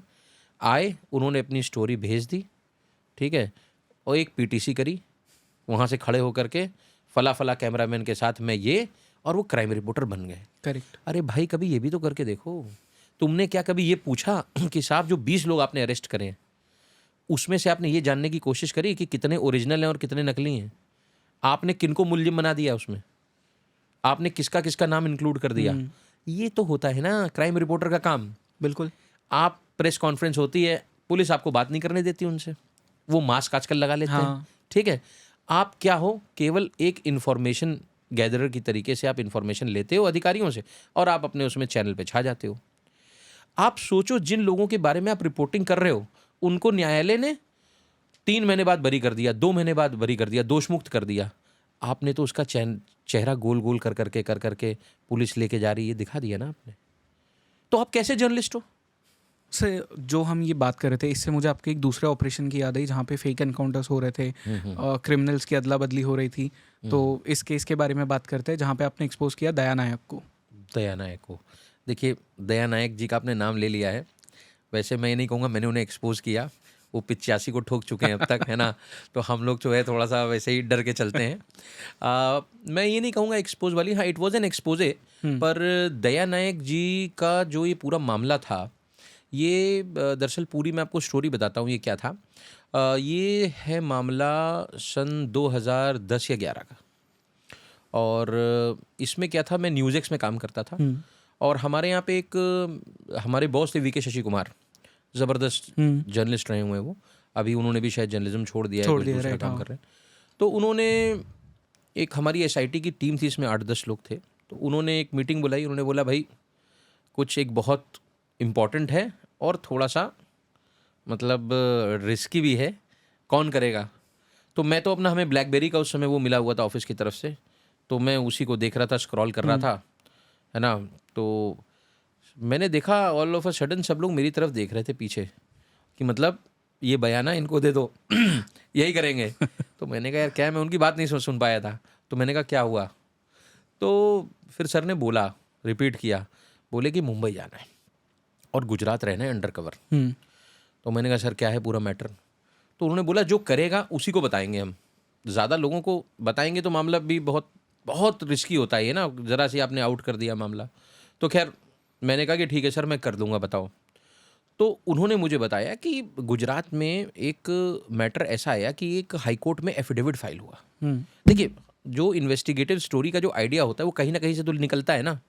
तो अब वो जो एफिडेविट फाइल हुआ था वो एक केतन तिरोडकर नाम का स्ट्रिंगर था। हमारे यहाँ जर्नलिज्म में स्ट्रिंगर होते हैं, स्टिंग ऑपरेशन करने वाले नहीं, जो मतलब ऐसे होता है जो मतलब रिटेनर्स नहीं होते हैं, जिनको मतलब उनके पर उसके काम के हिसाब से पैसा मिल जाता है, घूमते रहते हैं न्यूज़ घूमते रहते हैं। हाँ, तो ये जो स्ट्रिंगर थे केतन तिरोडकर इनका नाम था और ये दया नायक साहब के बहुत खास हुआ करते थे उस ज़माने में, मुंबई के थे। तो इन्होंने एक एफिडेविट फाइल किया था हाई कोर्ट में। उस एफिडेविट में इन्होंने कहा था कि एक बंदा था जो कि भावनगर गुजरात में है, उसका ऑटो ड्राइवर था, उसका नाम था सादिक जमाल मेहतर। सादिक जमाल मेहतर, इन्होंने ये आरोप लगाया कि सादिक जमाल मेहतर मेरा इन्फॉर्मर था और साहब दया नायक ने इनको बुलवाया और बुलवा करके डीजी वंजारा की टीम को सौंप दिया। डीजी वंजारा उस समय आपको पता ही था कि आदरणीय प्रधानमंत्री जी हमारे जो हैं वो उस समय मुख्यमंत्री थे गुजरात के। तो ये जो पूरा एपिसोड था उसमें इन्होंने ये बताया हाई कोर्ट को, माननीय उच्च न्यायालय को, कि साहब ये डीजी वंजारा को उठाया गया और ये एक इनोसेंट आदमी था और भावनगर का ये एक ऑटो ड्राइवर था, जो इन्होंने आरोप लगाया उसमें एफिडेविट में, और उसको इन्होंने डीजी वंजारा को दिया। डीजी वंजारा को गुजरात में दे करके फिर डीजी वंजारा जी ने की टीम ने अहमदाबाद में गैलेक्सी सिनेमा था उस समय शायद, उसके बाहर इसका इनकाउंटर किया जस्ट नरेंद्र मोदी जी और एल.के. आडवाणी जी की रैली के पहले। और उसमें ये बताया कि साहब ये इंडियन मुजाहिदीन के मॉड्यूल से है और ये सब उसके लिए काम करते हैं और ये नरेंद्र मोदी जी और एल.के. आडवाणी जी को मारने की साजिश कर रहे थे ये लोग। और उसी में इनका जो है एनकाउंटर की जो इनकी थ्योरी होती है। ये इशरत जहां वाला टाइम भी है? हाँ, ये इशरत जहां वाला भी टाइम है। ये अभी आपने सेम कनेक्ट कर दिया। उस समय क्या हुआ था, उस समय एक सीरीज ऑफ एनकाउंटर्स चल रहे थे डीजी वंजारा जी के टीम के द्वारा, जिसकी वजह से इनको जेल वेल भी जाना पड़ा। इशरत जहां का भी उन्होंने किया था। हाँ, ये सब चल रहा था। उसमें इनका जो आरोप था, इन लोगों का जो आरोप था वो ये था कि साहब ये क्या कर रहे हैं कि फेक एनकाउंटर्स कर रहे हैं और कोई भी बंदा जो मुस्लिम नेम का होता है, जिसके ऊपर छोटे मोटे मुकदमे होते हैं, जो थोड़ा नेगेटिव प्रोफाइल होता है, उसे उठा करके ये मार देते हैं। और ये लोग क्या कर रहे हैं कि साहब हिंदू आइकन पोर्ट्रे करना चाह रहे हैं आडवाणी जी को और इन सब लोगों को, बीजेपी वालों को। तो ये एक हिंदू आइकन की तरीके से आए भाई, जब तक आप ये नहीं पता लगेगा कि मुस्लिम जितना मारने को आतुर हैं, इंडियन मुजाहिदीन और पता नहीं कौन कौन से जो है लगा हुआ है, तब तक कैसे पता लगेगा कि आप असली हिंदुत्व के आदमी हो। एक इन्होंने सिस्टम बनाया जिसको इन्होंने प्रमोट किया, और अब वो सही था गलत था मैं अभी नहीं कह सकता हूँ, है ना। तो उस पर हमें इन्वेस्टिगेशन करना था। अब क्योंकि इन्होंने ये बात हाई कोर्ट में एफिडेविट में बोली थी, उसमें एक मुकुल रोहतगी नहीं, मुकुल करके एक थे, पूरा उनका सरनेम मुझे याद नहीं आ रहा, एक मुकुल जी करके एक एडवोकेट हुआ करते थे उस समय, जो इन लोगों की माइनॉरिटीज़ की लड़ाई लड़ा करते थे। तो उन्होंने ये स्टोरी हमारे जो बॉस थे वीके शशि कुमार, उनको पिच करी और उन्हें बताया कि भाई थोड़ा सा रिस्की अफेयर है, आपके यहाँ अगर कोई कॉन्फिडेंट मजबूत टीम हो, कोई लड़का हो, तो आप इसको कर सकते हो। अच्छा, वेरी गुड स्टोरी भैया। आप देखो ना कितनी बड़ी स्टोरी है कि ट्रेडिंग ऑफ क्रिमिनल्स कर रहे हो आप, कि लोगों को मुंबई पुलिस उठा करके गुजरात पुलिस को दे रही है और कह रही है इसको ठोक दो। क्यों? क्योंकि उनके पास वहाँ पर गुजरात में आपको लोग नहीं मिल रहे थे, तो उन्होंने कहा यार मेरे पास नहीं है, बोरो कर लिए, तुम अपने यहाँ से दे दो। अब पुलिस तो एक दूसरे के स्टेट की तो हेल्प करती है। तो उन्होंने जो है ये आरोप लगे थे। अब आरोप लगे थे तो उसकी हकीकत हमको जाननी थी, तो उस पर हमने इन्वेस्टिगेशन किया था। और देखिए ये बात सत्य है कि जो वो सादिक जमाल मेहतर को इन्होंने जो मारा था, वो जो पूरे इन्वेस्टिगेशन में हमने देखा कि दूसरे दिन न्यूज़पेपर्स में हर, जो अभी मैं आपको बता रहा था थोड़ी देर पहले, रूटीन रिपोर्टर्स जो होते हैं, क्राइम रिपोर्टर्स, उनकी सबसे बड़ी प्रॉब्लम क्या होती है, जो सरकार ने कह दिया वो आपने छाप दिया। करेक्ट। 7 गोली उसको मारी, आप सोचिए उस आदमी को, ठीक है, 7 गोलियां मारी। और अब आप ये बताइए कि वो इतना बड़ा टेररिस्ट अगर था तो उसके पास कुछ तो मिलना चाहिए था, कुछ तो, सब कुछ फैब्रिकेटेड था उस वक्त। और इसकी बहुत बड़े स्तर पे जांच वगैरह भी हुई। ये सारे मामले क्लब किए गए, इशरत जहान वाला आपका, वो ये सादिक जमाल मेहतर वाला, और भी जो 2-4 थे जिसमें वो 2-4 और इन्होंने जो एनकाउंटर्स करे थे, वो सबको क्लब करके इसमें एसआईटी गठित हुई। खैर उसमें डीजी वंजारा साहब जेल भी गए, उसके बाद में फिर वो क्लीन चिट भी मिल गई उनको, या जो भी हुआ दोष मुक्त हो गए। तो ड्यूरिंग इन्वेस्टिगेशन हम वहाँ पर गए, भावनगर में हमने अपने इन्वेस्टिगेशन किया, हम उसके घर भी गए, हमने आसपास के लोगों से बातचीत करी, जो मैं आपको बता रहा हूँ कि रिसर्च बहुत ज़रूरी है। उसके अलावा हमने और भी बहुत सारे जो मतलब आप ये मान के चलिए जो डिपार्टमेंट के लोग थे, उनसे भी हमने जो है ऑफ द रिकॉर्ड बात करी, ठीक है। उनके भी हमारे पास में सारे ऑडियो वीडियो एविडेंसेस थे, जो जब ऑपरेशन हुआ था उस वक्त की चीज़ें। तो हमने, हमारे पास बहुत स्ट्रॉन्ग एविडेंसेस थे है ना। फिर उसके बाद हम गए दया नायक साहब के पास। दया नायक साहब से मिलवाया हमें एक हमारे ही ऑफिस के किसी जानकार व्यक्ति ने, जो कि बेसिकली महिला थी, उनसे मिलवाया। तो दया नायक साहब का हम लोगों ने स्टिंग कंडक्ट किया। दया नायक साहब ने हम लोगों को बुलाया था, एक वो बरिस्ता टाइप की कॉफ़ी शॉप थी वहाँ पे, ऊपर जिम जाते थे और बढ़िया एकदम दबंग की तरीके से रख के बात करते थे। तो हमने उनसे बात करी, पूरा उनका हम लोगों ने स्टिंग ऑपरेशन कंडक्ट किया, अपने जो उनका वर्जन था वो हमने लिया। उसमें एक बड़ी इंटरेस्टिंग घटना हुई। जिस गैजेट में हमने वो पूरा ऑपरेशन किया था, ठीक है, और जो लैपटॉप था हमारा लैपटॉप हमारी गाड़ी से 1-1.5 घंटे बाद गायब हो गया, जिसकी रिपोर्ट दर्ज है आज भी। मैं थाने का नाम आपको बताऊंगा, वहीं पे कोई वो एक है नियरेस्ट पुलिस स्टेशन था, वहाँ हमने दर्ज कराई थी। लेकिन जो गैजेट था हमारा वो हमारे पास में था।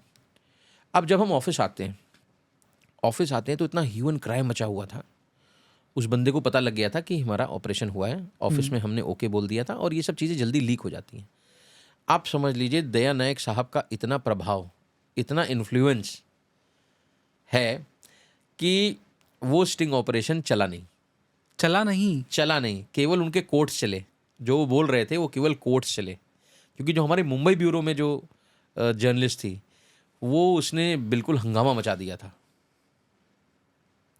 तो वो ऑपरेशन जो है इनको ड्रॉप करना पड़ा, वो चला नहीं। कौन सा चैनल था ये, अगर आप बता सकते हो? News x. ओके। हाँ, तो हमारी भाई देखिए, हमें क्या करना है, हम किसी का अगेंस्ट में तो है नहीं। हमारे लिए तो दया नायक जी भी वही हैं, डीजी वंजारा भी वही हैं।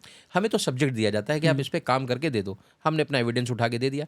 अब ये चैनल हेड पे है कि भाई वो किस पॉलिसीज़ के तहत नहीं चला रहा है, या उसको ये लग रहा है कि यार कहीं ऐसा ना हो कि कुछ नेगेटिव हो जाए।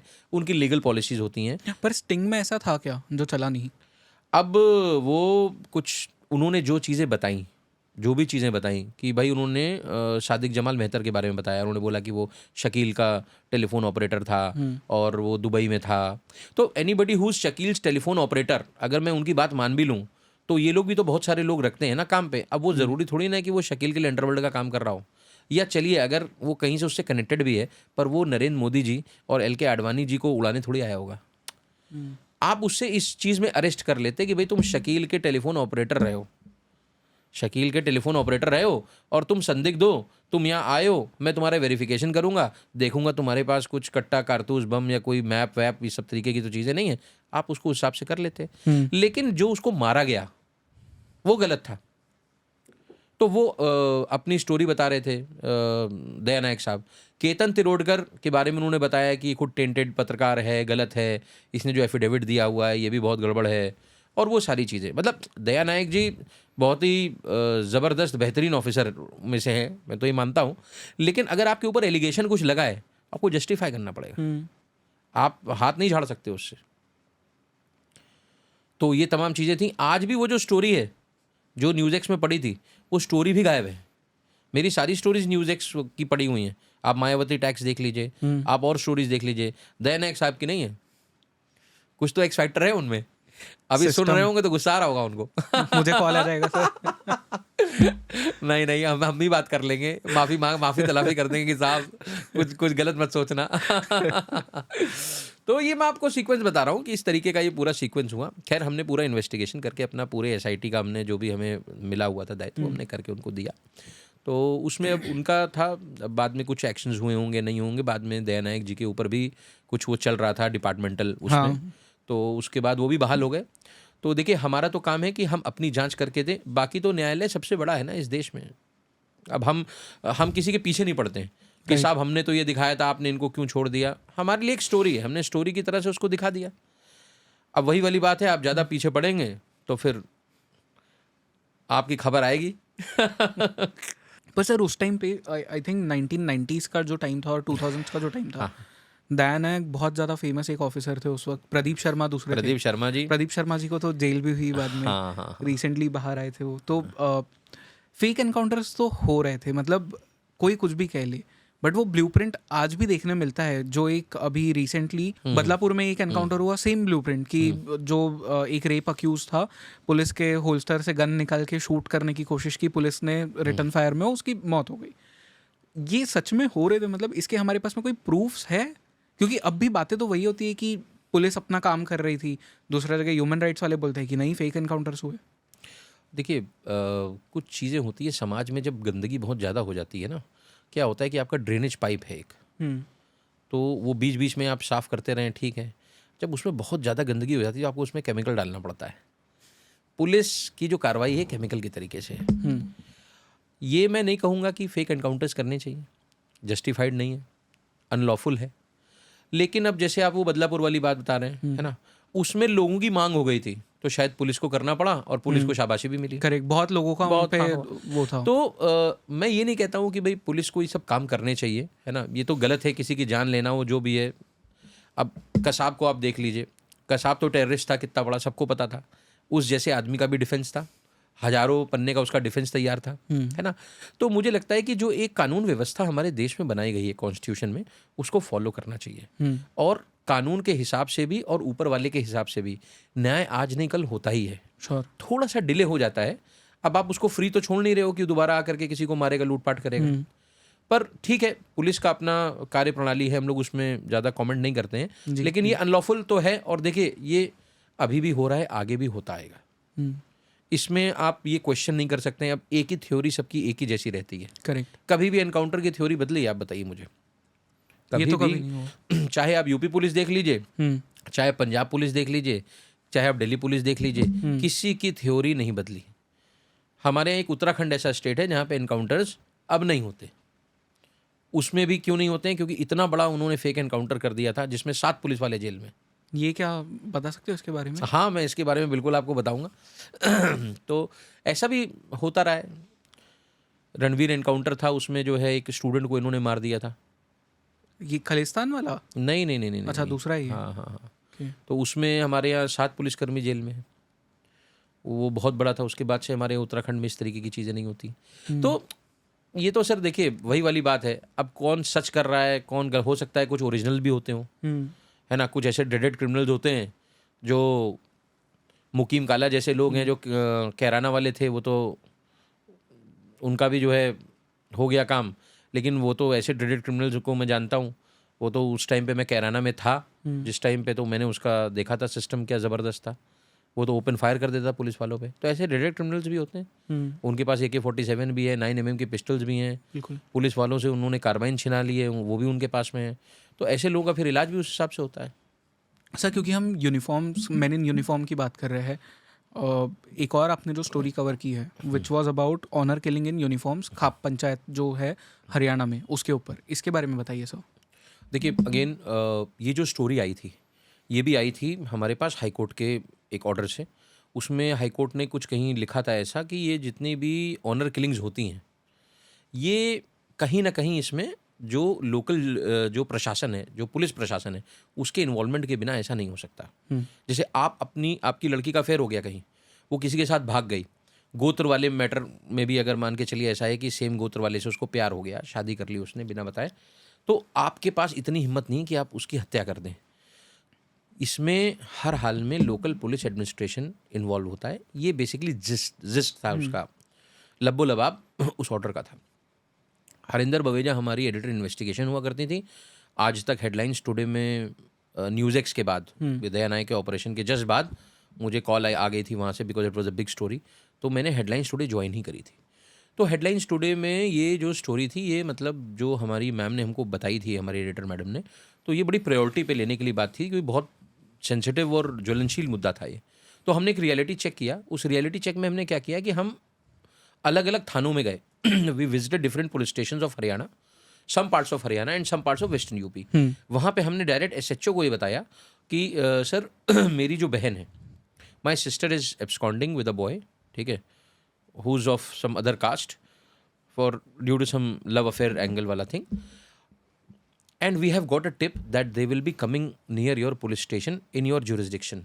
तो हमें साहब आप हमारी हेल्प कर दीजिए, ठीक है। तो हमने एक कहानी तो बनानी पड़ती है। तो उसमें जो हरिंदर बवेजा थी, जो हमारी एडिटर इन्वेस्टिगेशन थी, बड़ी डेयर डेविल और एकदम शेरनी महिला, मैं उनको बोलूँगा, ज़बरदस्त जर्नलिस्ट है, तहलका में भी है, फाउंडर मेंबर्स में भी से नहीं, वो हमारी माँ बनी थी। और एक हमारी साथ में कलीग थी Neha Dikshit, she was also from Tehelka, Tehelka product थी। तो तहलका वाले जो जितने भी हैं वो सब आपको SITs में कहीं ना कहीं मिल जाएंगे। तो वो मेरी सिस्टर बनी थी, और एक और हमारा एक जो साथी था सिद्धार्थ, वो लड़का बना था जो उसको भगा के लेके गया था, क्योंकि हमें कैरेक्टर्स तो तैयार करने थे, और मैं लड़की का भाई था। तो आई विजिटेड पुलिस स्टेशंस, और हमने ये जो ऑपरेशन था पूरा, ये कंप्लीटली स्टिंग ऑपरेशन बेस्ड था। जैसे आप पहले बात कर रहे थे ना कि स्टिंग ऑपरेशन की कहाँ ज़रूरत पड़ती है, तो अब ये आप डॉक्यूमेंट में तो दिखा नहीं सकते हो कि कोई पुलिस प्रशासन का आदमी इन्वॉल्व हो ऑनर किलिंग में। आप इसको जस्टिफाई कैसे करोगे? आप इसको जस्टिफाई स्टिंग ऑपरेशन के थ्रू कर सकते हो, इसमें कोई डॉक्यूमेंट का काम नहीं होगा। तो खैर, तो हम लोग गए और हम लोगों ने वहाँ पे रियलिटी चेक किया। हमने इंडिविजुअली सबसे बात करी। हमने कहा कि साहब ऐसा है कि हमारी बहन भाग गई, अब ऐसा ऐसा हमारी क्या मदद करोगे? तो कुछ ने तो बोला कि ठीक है आप बता देना, और आपकी कहाँ से बहन भागी है, वहाँ की कोई FIR आपके पास हो, कुछ हो, वो हमें दिखा दो। तो हमने कहा साहब वो तो फरीदाबाद से भागी हुई है, कोई बता दिया दिल्ली से भागी हुई है, किसी और को बता दिया कि साहब इधर से भागी हुई है, और हमने उनको बताया कि हम इसी ओरिजिन के रहने वाले हैं। तो इट वॉज़ वेरी शॉकिंग कि बहुत सारे ऐसे पुलिस वाले थे जिन्होंने ये बात क्लियरली हमसे बोली कि क्या करना है। तो हमने कहा कि साहब आपको तो पता है कि हमारी तो इज्जत चली गई, अब बस बेटी हमको हमारी मिल जाए, और इस लड़के को आप जो है अरेस्ट कर लो किसी तरीके से, किसी दफ़ा में फंसा दो, और जो भी होगा हम मान सम्मान कर देंगे। कुछ ऐसे पुलिस वाले थे, उन्होंने बोला कि पैसे तो छोड़ दो, हम तो अपने धर्म के लिए काम करेंगे। अच्छा। हाँ, और एक दो लोग तो ऐसे थे जिन्होंने बोला कि क्यों ला रहे हो उसको यहाँ पे, हम आपको सौंप देंगे, उसका गला काट दो, गली में नदी में बहा दो, कट्ठे के कट्ठे चली जाएगी। ये this is the world recorded in the sting operation. एक पुलिस ऑफिसर बोल रहा है कि उसको मैं तुम्हें सौंपूंगा, तुम उसका गला काटो और नदी में फेंक दो, कहीं के कहीं चली जाएगी वो। ठीक है, ये सब दिस इज ऑन रिकॉर्ड, ये बोल रहा है। ठीक है, उसके बाद वो जो बंदा है जो आता है, तो ये पूरा प्लॉट हुआ। फिर हमने इन्फॉर्म किया, हर बार एक नया रिहर्सल किया हमने। ठीक है, कहीं कहीं पे अलग अलग जा करके। अब ये जो बंदा है ये आता है, फिर उसके बाद में मैं पहुंचता हूँ पुलिस को लेकर के। वो पूरी स्टोरी है, आप देखेंगे उसके वीडियोज़ अवेलेबल हैं। तो पुलिस उसको लेकर के आती है, फिर हमसे पैसे लेती है, फिर वो जो सिद्धार्थ हमारा जो रिपोर्टर था उसको जेल में बंद करती है।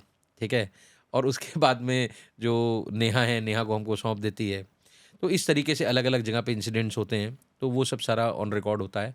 बड़ी बात यह है कि वो जो पुलिस स्टेशन का जो ऑफिसर था, जब वहाँ के SP को ये सारी चीज़ें पता लगी, तो उसने उस पुलिस ऑफिसर को उसी जेल में बंद कर दिया। ओके। उसी थाने में वो बंद हो गए, वहीं पे मुकदमा दर्ज हो गया उनके खिलाफ।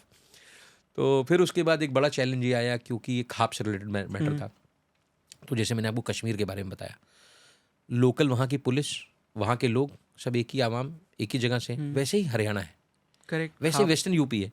वहाँ से कोई राजस्थान भी जो सेम ही है। हाँ, अब जो वहाँ पे पुलिस ऑफिसर तैनात है हरियाणा में, वो है तो हरियाणा का, SHO वहीं का है, आपका सब इंस्पेक्टर वहीं का है, सिपाही वहीं का है, IPS है जो बाहर से आते हैं कि भाई वो केरला वाला हो गया, उसको हरियाणा कैडर मिल गया।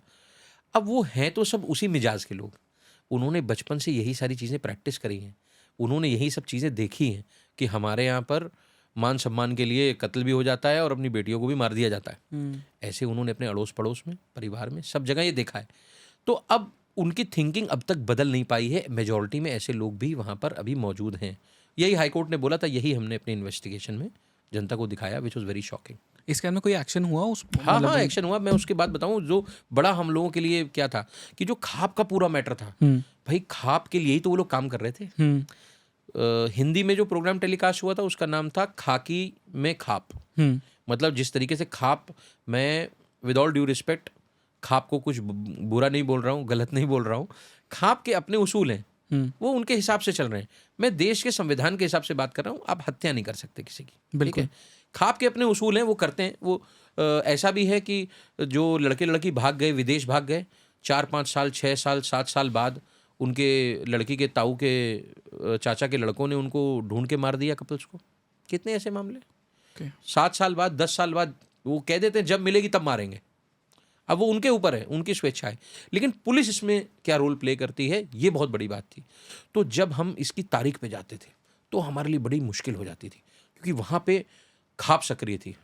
अब भीड़ अगर आपके ऊपर अटैक कर देगी, 250 आदमी अगर अटैक कर दें, 300 अटैक कर दें, पुलिस दिखा रही है कि ठीक है साहब हम बचा रहे हैं, हमने तो पुलिस को एक्सपोज किया है। तब वहाँ पर एक बिहार के आईपीएस हुआ करते थे, नाम नहीं याद आ रहा कुछ, उनसे हमने प्रोटेक्शन मांगी थी। हमने कहा साहब ऐसे तो हम आने के नहीं यहाँ पे, हम तो यहाँ पे रोहतक आएंगे आपकी कोर्ट में, उतनी देर में तो हमारा काम हो जाएगा। हाँ।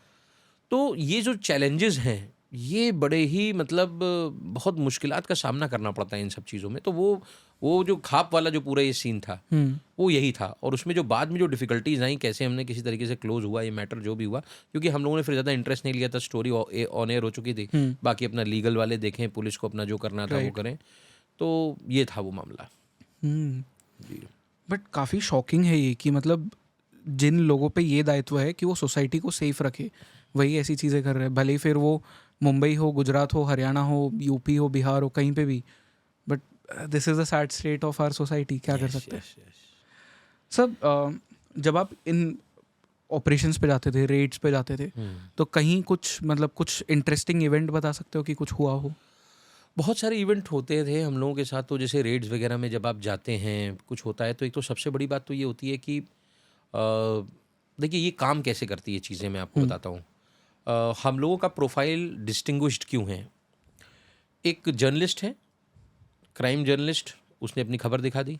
एसआईटी में भी आपको जो 90% जर्नलिस्ट मिलेंगे ना, वो स्टिंग ऑपरेशन कंडक्ट करके टेलीविज़न पे दिखा देते हैं। उसके बाद ये एजेंसीज पे छोड़ देते हैं कि भैया तुम्हें क्या एक्शन लेना है तुम लोग। एजेंसी कह देती है हमें फुटेज दे दो, तो फुटेज दे देते हैं।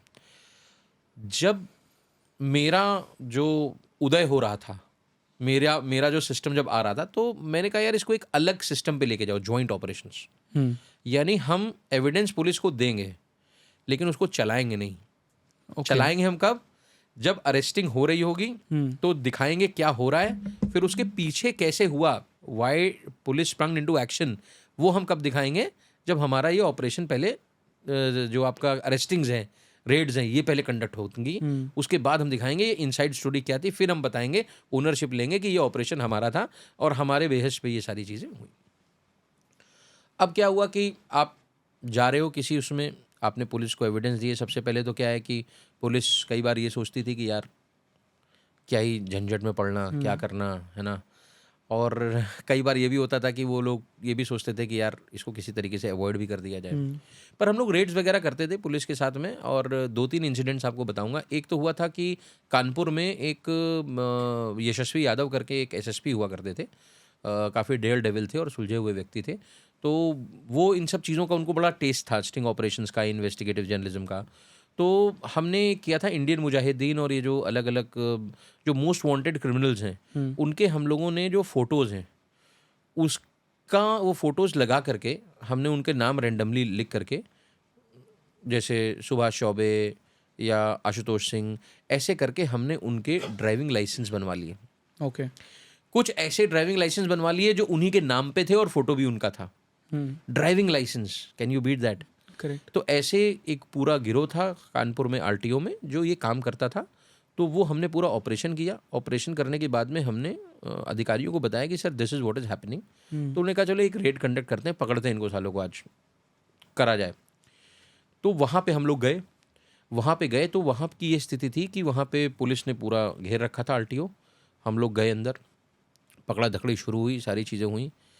तो हम बाउंड्री के बाहर जो है मैं भी खड़ा हुआ था, हमारे साथ में एक हेड कांस्टेबल खड़े हुए थे और एक और सिपाही खड़ा हुआ था।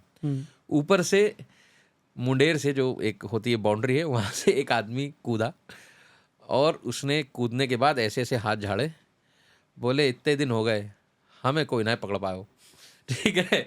सादी वर्दी में वहाँ पे एक दरोगा जी और दीवान जी खड़े थे। उन्होंने बोला आओ यार आज हम तुमको पकड़ लेते हैं। तो ही वाज लाइक आप कौन है? बोले हम साथ ही में हैं, आओ चलो। तो वो उसका वो इंसिडेंट मुझे इतना मतलब हंसी वाला लगता है कि वो इतना ओवर स्मार्ट बन रहा था कि मतलब सब ह्यू एंड क्राई मच गई थी ना, कोई इधर भाग रहा है कोई इधर भाग रहा है, क्योंकि सब सादी वर्दी में गए थे। तो वो वहाँ से उसने छलांग लगाई ये बोलते हुए कि साला आज तक मुझे कोई नहीं पकड़ पाया, और जहाँ वो कूदा वही हम लोग खड़े हुए थे। तो वो बड़ा इंटरेस्टिंग जो है एपिसोड है। फिर उसके बाद में जब ये सब हो गया, होने के बाद में क्या हुआ कि कुछ एविडेंसेस की ज़रूरत थी।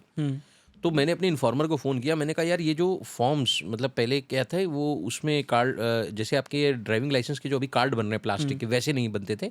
वहाँ पे कुछ पेपर टाइप का बनता था पूरा, कुछ 16 फॉर्म था, जाने कौन सा था। तो उन्होंने कहा हमें 2-4 पेपर चाहिए। तो मैंने अपने इन्फॉर्मर को बोला, मैंने कहा भैया कुछ यार वो कागज़ आगज़ दिलवाओ कहीं से, अब तो सब भाग गए, पुलिस को लिखा पढ़ी में वो सब कुछ शो करना पड़ता है, हमारे पास जितना था, हमारे पास तो जितना था वो हमने जमा कर दिया था और बाकी डिजिटल था, तो they wanted some fresh pieces जो भी उनकी कार्रवाई होती होगी। तो उस स्पीकर पे बात कर रहा था अपने बंदे से जो ये सब काम करवाता था, तो उसने बोला भैया गुरु अभी बात मत करो, अभी दबिश पड़ी है पुलिस की और साथ में आगे एक मोटा मोटा एसडीएम भी चल रहा था। तो वहाँ सब अधिकारी हंसने लग गए। तो बड़ा मतलब ये काफ़ी हंसी का माहौल रहा वहाँ पे जो है ये सब याद करके। मतलब वो सोच रहे थे कि मैं कोई एसडीएम हूँ, बोला था साथ में कोई मोटा मोटा एसडीएम भी चल रहा था, दबिश दे दी पुलिस ने, पीछे फोर्स दी, बोले अभी कोई बात मत करो, रख दो। तो ये इंसिडेंट था। फिर उसके बाद में एक सीरियस इंसिडेंट ये हुआ कि कभी कभी आप जाते हैं कुछ करने के लिए और कुछ और हो जाता है। तो एक मामला था सॉल्वर गैंग का, और कानपुर के पास एक जगह है घाटमपुर, वहाँ पे सचान एक कम्युनिटी है, वो रहते हैं बहुत सारे लोग। तो एक वो पूरा गांव ही बेसिकली, वहाँ 2-4 गांव में सचान फैमिलीज़ वगैरह सब वहाँ पर रहती हैं। तो जो इसमें अक्यूज़ था एक, वो सचान नाम से था। तो ही वॉज अ मास्टरमाइंड। वो क्या करता था, इसके बारे में मैं आपको बताऊंगा वो पूरा ऑपरेशन क्या था। वो था एक, मतलब आपकी जगह कोई दूसरा एग्ज़ाम दे रहा है, अभी बहुत कॉमन आपको समझ में आ रहा है, उस टाइम पे ये एकदम नया नया हम लोगों ने ब्रेक किया था। मतलब यूपी एसटीएफ ने जितनी गिरफ्तारी आज दिन तक इनिशिएट करी हैं 2000, मैं आपको बता रहा हूँ 9-10 से, जिस टाइम पे एक अपने साइबर कॉप हुआ करते थे, उनका क्या तो नाम है, मैं मिस कर गया, प्रोफेसर त्रिवेणी सिंह साहब। ओके। तो उनके टाइम से, एस आनंद साहब के टाइम से, ये हम लोगों ने उनको लीड्स दी, उनको एविडेंसेस दिए। तो मैं तब से आपको बता रहा हूँ कि ये जो सॉल्वर गैंग है, ये बहुत सारे लोग, आपको भी पता भी नहीं होगा कितने लोग कॉलेजों से पढ़ के निकल गए होंगे जिनके बिहाफ पे किसी ने एग्ज़ाम दिया। तो सॉल्वर गैंग की जो है वो थी, रेड थी। तो हम लोग गए सचानों की जगहों पे। तो हम जब जा रहे थे तो वो 3-4 गाड़ियाँ थी हमारे साथ में। एक हमारे साथ इंस्पेक्टर साहब बैठे हुए थे, बाकी एसओजी के भी लोग थे और काफ़ी स्टाफ था। तो हम लोग जब जा रहे थे तो उन्होंने पूछा कि यार एक फला फला आदमी कहाँ रहता है गांव में। गांव का रास्ता था, तो वहाँ पे खेत के पास में 2 लोग खड़े हुए थे। एक आदमी क्या कर रहा था, अंगोछे से अपना मुंह पोंछ रहा था, he was wiping his face. और दूसरा वाला एक आदमी था, उस थोड़ा जवान टाइप का, उसका लड़का शायद लग रहा होगा। तो ये 2 लोग खड़े हुए थे। तो उनसे पूछा उसने, सिपाही ने जो गाड़ी चला रहा था, बोला ये फला फला लोग कहाँ रहते हैं, सचान उनका पूरा नाम मुझे याद नहीं आ रहा। तो उन्होंने बोला साहब वहाँ पर वो मंदिर के आगे से आप बाएं मुड़ जाना, फिर यहाँ, उन्होंने बता दिया। जब हम रास्ते में चल रहे थे तो मैंने इनसे पूछा, इंस्पेक्टर साहब से, मैंने कहा ये इतनी रात में क्या कर रहे हैं यहाँ पे? तो बोले अरे गांव के लोग हैं, इनके पास क्या है, सब घूमा घामा करते हैं। 2 मिनट बाद उनको पता नहीं क्या लगा, उन्होंने अपने सेट पे बोला होगा, कोई उनका कोई चीता ईता वाला जो घूमता घूमता रहता है, उन्होंने बोला यार ज़रा देखना वहाँ पीछे जो है बम्बे नहर के पास में, वो वहाँ पे क्या हो रहा है। 2 लोग खड़े हुए थे। उसने बोला ठीक है साहब। तब तक हम लोग उसके घर पहुँच गए जिसको मुलजिम को गिरफ्तार करने जा रहे थे। वहाँ पे इन्होंने, पुलिस ने पूरा घेर लिया, सब सारी चीज़ें हो गई, वो छत से भाग गया इस तरीके से, मतलब वो स्लिप हो गया किसी तरीके से। हम लोग उसके घर पे ही थे, तब तक वहाँ से सेट पे मैसेज आया, बोला अरे साहब यहाँ पे तो औरत दबा रखी है। मतलब इन्होंने, जो व्यक्ति थे, उन्होंने उसी समय थोड़ी देर पहले या जब भी एक मर्डर किया अपनी ही जो है घर की एक फीमेल का, और उसको ज़मीन में दाब रहे थे वो। दूसरे दिन वो आया कि घाटमपुर में दबिश करने गई पुलिस, वो जो है इस तरीके से लाश बरामद हुई। तो ये भी कभी कभी हो जाता है कि आपके दिमाग में क्या आया, हो सकता है उसका वो बैड टाइम हो कि हम लोग वहाँ पर पहुँचे और वो यही काम कर रहा हो, है ना, डिस्पोज ऑफ कर रहा हो उसकी बॉडी। तो ये बड़ा इंटरेस्टिंग केस था। तो ऐसे there are series of incidents जो मतलब हैं, अभी तो खैर 1-2 मैंने आपको बताए, बट इट इज़ इंटरेस्टिंग। मतलब अच्छा लगता है ये सब, क्योंकि आप एक ही काम बार बार करते करते करते करते आप बोर हो जाते हैं। There every day there is a new story, new investigations, new experiences and new kick. Correct. Sir आपने सॉल्वर गैंग की बात की। हाँ। ये मुझे बताइए कि सॉल्वर गैंग क्या है, किस तरह से एग्जाम्स में ये चीट करवा रहे थे? देखिए ये जो सिंडिकेट है ना, ये बड़ा ऑर्गेनाइज्ड है। ये सिर्फ यूपी में ही था? नहीं, ये it's everywhere in India. Okay. ये क्या है, प्रकाश में अभी मतलब हाईलाइट हुआ जब से हम लोगों ने इसको करना शुरू किया। स्टेट बैंक ऑफ इंडिया की परीक्षा, बैंक की, पीओज की, आपकी ये इंजीनियरिंग की, मेडिकल की, ये सब जगह ये लोग अपने सॉल्वर्स बैठालते हैं। अब इसमें क्या है, इसमें एक टर्म चलता है जिसका नाम होता है सेटर। सेटर कौन आदमी होता है? सेटर वो आदमी होता है who is basically an agent. Okay.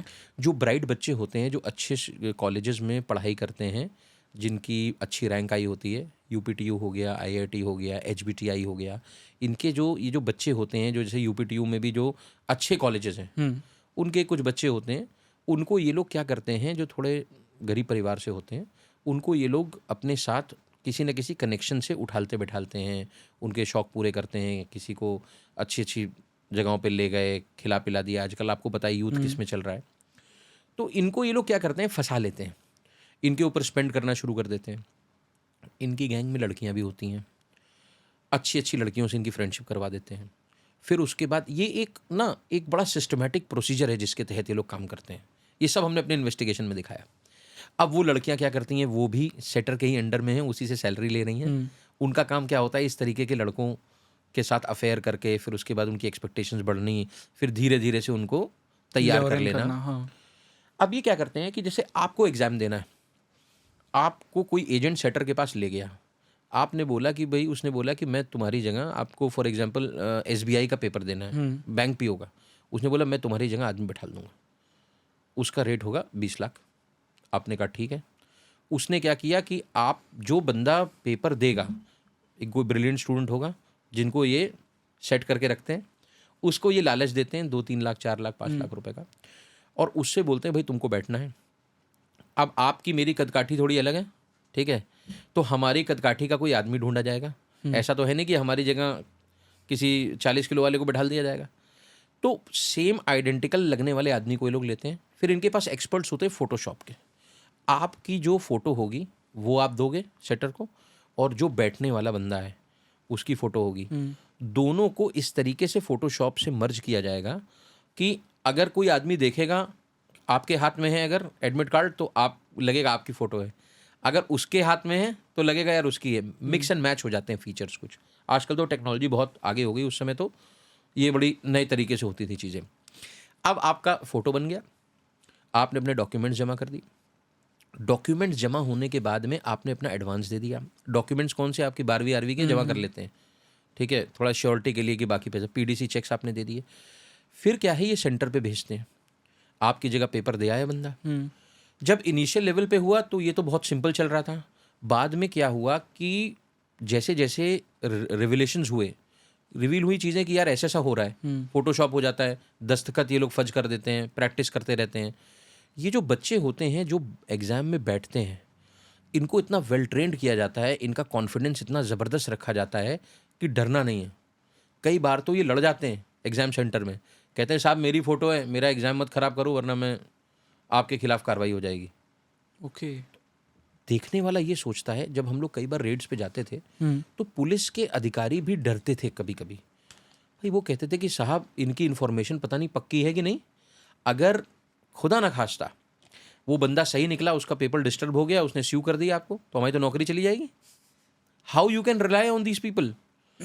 इसीलिए हम उनको फुटेजेस दिखाते थे ओके। कि साहब ये जो बंदा है ये बैठेगा, ये रोल नंबर है उसका, ये बंदा जो है सेटर है, ये परीक्षा में बैठने वाला बंदा है, इसके बिहाफ पे बैठेगा। ये सारे एविडेंस जब उनको दिखाते थे तब पुलिस राजी होती थी कि हम तब करेंगे ऑपरेशन, ऐसे हम नहीं घुस सकते परीक्षा केंद्र में। भाई आप देखो ना, आजकल बहुत स्ट्रिक्ट है सारा मामला, आप किसी को ऐसे नहीं हाथ डाल सकते हो किसी के ऊपर। खैर, तो अब ये जो जो चीज़ें करते थे ये हाईलाइट होने लग गई। फिर साल 1.5 साल बाद ये पता लगा कि एसबीआई ने और अलग अलग लोगों ने थंबप्रिंट शुरू कर दिया। ओके। अब जब थंबप्रिंट आ गया तो आपको पता है चोर 2 कदम हमेशा आगे रहता है। इन्होंने क्या किया, इन्होंने थंबप्रिंट्स बनवाने शुरू कर दिए। कैसे बनवाए? पील Okay, बनवा लेते हैं, हाँ, वो बन हाँ, जाता है। हाँ। उसका अपना एक खर्चा ये लोग देते हैं, उसमें कुछ साँठ-गाँठ करके आपकी पील बनवा लेंगे। तो जैसे आपकी जगह मैं परीक्षा दे रहा हूँ तो वो जो पील होगी वो मैं यहाँ पे लगा लूंगा, बहुत पतली सी झिल्ली होती है, हाँ। वो अपना कर देंगे। तो इन्होंने हर चीज़ की जो है वो निकालने लग गए। तो ये पूरा ये जो मुन्ना भाई वाला ऑपरेशन है, इसमें जो सबसे ख़राब चीज़ होती है वो ये होती है कि ये जो कॉलेज के बच्चे हैं जिनका बहुत अच्छा भविष्य है, जो फर्स्ट ईयर सेकेंड ईयर में एचबीटीआई में पढ़ रहा है कानपुर में, उसको आपने उठा लिया, उसने बेचारे ने कुछ पैसे ऐसे के चक्कर में, हालांकि वो भी समझदार है, उसको ये सब काम नहीं करना चाहिए, Right. लेकिन वो जब अरेस्ट होते हैं तो उनका पूरा करियर खराब हो जाता है। हम्म, फूट फूट के रोते हुए बच्चे हम लोगों ने देखे, हमें भी खराब लगता है, पर अब हम लोग तो अपना काम कर रहे हैं। और ये जो पूरी मौज मारते हैं, ये सब ये सेटर्स मारते हैं। इसमें भी अगर आप इन डेप्थ जाएंगे ना, इन डेप्थ जाएंगे तो ये लोग छूट भी जाते हैं। छूटते कैसे है? ये आप वो आदमी समझ पाएगा इस पॉडकास्ट में, जो इसमें भी मैं आपको बताऊं, इसमें भी हम लोग हेल्प करते हैं पुलिस की कई बार। अब इसमें क्या होता है, आप इस बात को समझिएगा। आपके ऊपर केस बना कि ए की जगह बी बैठा, ठीक है। अब वो होता क्या था कि हम लोग तो पूरा एक स्टोरी सेट करते थे।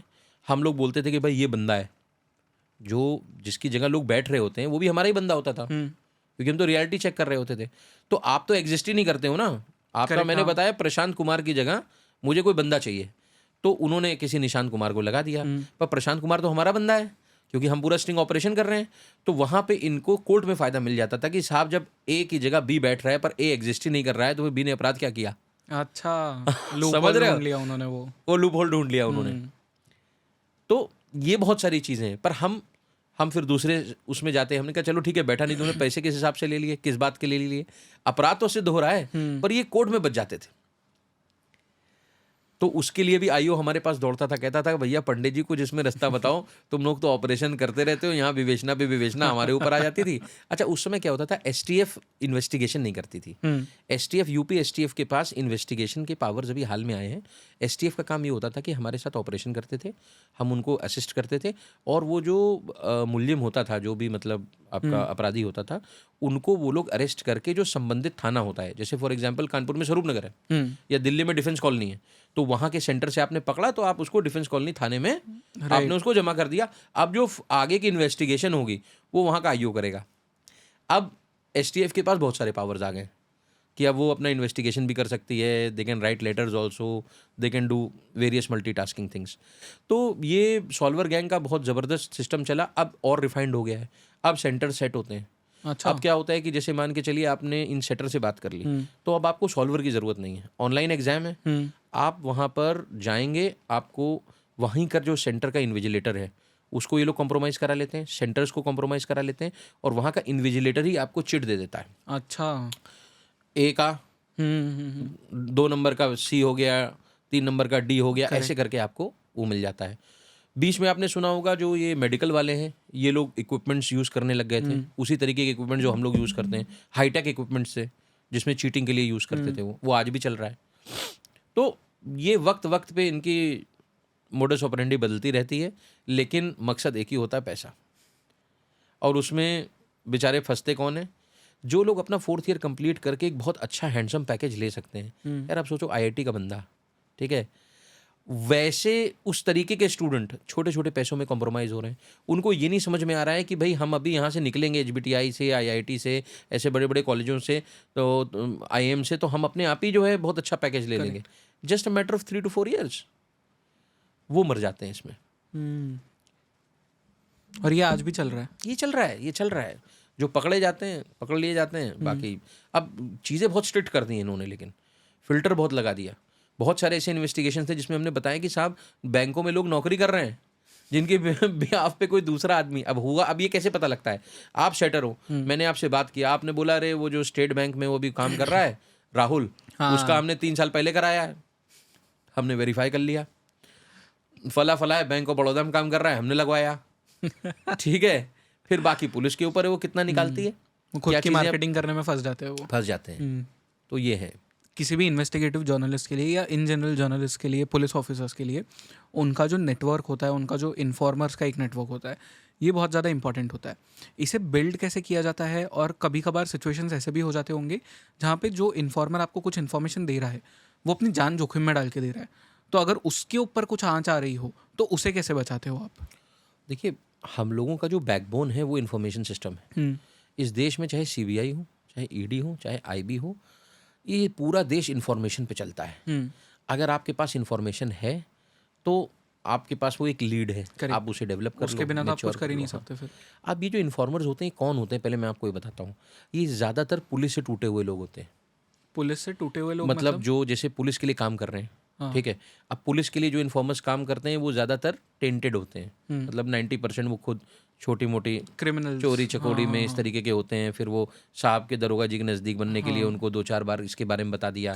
वो लोग भी इस तरीके के लोग इसलिए पालते हैं कि उनको ये रहता है कि भाई चलो ठीक है, हमें 4 गुड वर्क करा रहा है बंदा, है ना। हमारे पास जो इन्फॉर्मेशन नेटवर्क जितना भी ये अभी तक का आया है, जितने भी इनका ये जो इन्फॉर्मर्स का आया है, ये 90% वही लोग हैं जो पुलिस के लिए काम करते थे। 10% ऐसे हैं, जैसे सॉल्वर गैंग में जो हमारे यहाँ पर इन्फॉर्मेशन नेटवर्क आया, वो कहाँ से आया, वो बड़ा इंटरेस्टिंग है। एक सेटर था, उसके साथ में उसके अंडर में कोई आदमी काम करता था। फॉर एग्जांपल मान के चलिए उसका एक हेल्प, उसका एक एड असिस्टेंट उसकी गाड़ी वाड़ी चलाता होगा, उसके बीच में डिस्प्यूट हो गया। उसने बोला साले तुम गलत काम करते हो, पुलिस को बताएंगे। उसने चौकी में, थाने में साहब को बताया। अब उस ज़माने में साहब को पता ही नहीं था कि सॉल्वर गैंग क्या होता है, कौन किसकी जगह बैठता है। उन्होंने भगा दिया, बोला हट बेकार की बात कर रहा है, फटाफट 2 चाय बोल दे और 2 चिप्स ले आ फटाफट। फिर वो आया, बोला साहब मैं आपको बता रहा हूँ, बहुत पैसे लेते हैं लोग, ये करते हैं वो करते हैं। बोले चल तू कल आना। थाना एक बहुत व्यस्त जगह होती है। मैं आपको बताऊँ, पुलिस के बारे में बहुत सारे लोग अलग अलग बात करते हैं, पर अगर आप पुलिसिंग का सिस्टम आप देखोगे ना, हर क्षेत्र में पुलिस की बहुत कमी, बिल्कुल हर प्रदेश में कमी। कोई प्रदेश ये नहीं कह सकता कि साहब हमारे पास पुलिस की व्यवस्था इतनी ज़बरदस्त है कि हम बिल्कुल ओवरफ्लो हो रहा है, नहीं कहेगा। हमेशा क्षेत्र बढ़ते जा रहे हैं, थाने बढ़ते जा रहे हैं। अब आप अगर कोई चीज़ लेके जाते हो, लोग कहते हैं भाई पुलिस सुन नहीं रही है। आप एक, अभी मैं थाने से आ रहा हूँ, हापुड़ में है पिलखुआ नाम है, जहाँ से हमारे आदरणीय कुमार विश्वास साहब भी हैं, तो उन्हीं का क्षेत्र है वो। तो मैं वहाँ एक इन्वेस्टिगेशन के लिए गया, बड़ा रोचक इन्वेस्टिगेशन है वो। तो मैं गया वहाँ पे, मैं बात करी, तो मैं वहाँ पर ये देख रहा था कि जो वहाँ का एसएसआई है, उसे 1 मिनट का टाइम नहीं है। लोग आते जा रहे हो, बात करता जा रहा है, आते जा रहे हैं, बात करता जा रहा है। मतलब मैं ये सोच रहा हूँ कब तो इन्वेस्टिगेशन करता होगा, कब पर्चे काटता होगा, कब कोर्ट जाता होगा, कब एविडेंस पे जाता होगा। तो ये मैं बात इसलिए लेकर के आया कि मतलब वो जो बंदा था वो गया वहाँ पे, तो उसको उन्होंने एंटरटेन नहीं किया किसी भी वजह से। अब ये जो बंदा है ये हमारे संपर्क में आता है। अब उसने हमको बताई ये बात, तो हमारे तो टेस्ट की बात थी, हमें तो जैसी कॉफ़ी पीनी थी वैसी उसने हमसे कह दिया हम आपको वैसी पिला देंगे। तो मैंने कहा यार तुम आओ बैठो, काम के आदमी हो। उनका हम लोग जो भी होता है, हर एक इन्फॉर्मर की एक जो है ना, एक कुछ ख्वाहिश होती है कि भाई हमारे लिए ये कर दीजिए, वो कर दीजिए। थोड़ा बहुत इनके कहीं कुछ मैटर्स होते हैं तो थाने में फ़ोन करके जो हमारे रिलेशन वाले पुलिस ऑफिशियल्स होते हैं उनसे थोड़ा कहवर देते हैं, तो उनका काम हो जाता है। तो इसी तरीके से नेटवर्क डेवलप होता है। फिर एक होता है रिलाय करना। जब उन्होंने देखा कि हमने साहब की मदद करी तो साहब ने भी हमारी मदद कर दी। ये कैश एंड काइंड से अलग बात कर रहा हूँ मैं आपको, थोड़ा एक इमोशनल टच भी एक वो हो जाता है। फिर कई बार ऐसा होता है कि ये हमारे साथ जो है काम करने लग जाते हैं। कुछ ऐसे इन्फॉर्मर्स हैं जो रिपोर्टर्स बन गए, जिनको हम अपने स्ट्रिंगर्स हमने बनाया। स्ट्रिंगर से फिर उन्होंने उसके बाद कोर्स किया और वो अच्छा जर्नलिज्म कर रहे हैं, they are working with national channels.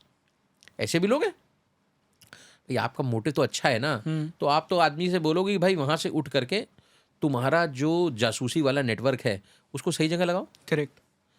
तो अब एक बड़ा अलग से इंसिडेंट हुआ था, मतलब वो दिल्ली पुलिस स्पेशल सेल के साथ हम लोग काम करें। मैं लाइव इंडिया न्यूज़ चैनल में था उस समय, और प्रबल प्रताप हमारे एडिटर थे। ओके। जो वो वॉर कवर किया हुआ इन्होंने, तो काफ़ी मजबूत ठाकुर हैं वो भी। तो उन्होंने जो है मैंने उनको एक स्टोरी पिच करी, यही सॉल्वर गैंग वाली। मैंने कहा कि साहब IIT के बच्चे जो कि सॉल्वर बन रहे हैं। तो उन्होंने कहा आर यू श्योर IIT के बच्चे हैं? मैंने कहा sir 100%। NK Srivastava Delhi police special cell के उस समय सबसे सर्वोच्च अधिकारियों में थे, ज्वाइंट कमिश्नर थे, जाने कुछ ऐसा था। तो उन्होंने मुझे उनके पास भेजा, श्रीवास्तव जी के पास में। तो मैंने उनको बताया, मैंने कहा सर मेरे पास पक्की लीड है, मेरे पास पूरा इन्वेस्टिगेशन है, मेरे पास पूरा ऑडियो वीडियो है और पूरा प्रूफ है कि IIT के ये बच्चे जो हैं बैठ रहे हैं इस परीक्षा में जो कि होने वाली है दिल्ली में। ओके। उन्होंने कहा यार बहुत बढ़िया, करेंगे इसको। सब पूरी टीम तैयार हो गई। मुनीश चंद्रा साहब थे जो इस समय शायद कमिश्नर के PRO हैं, दिल्ली कमिश्नर के।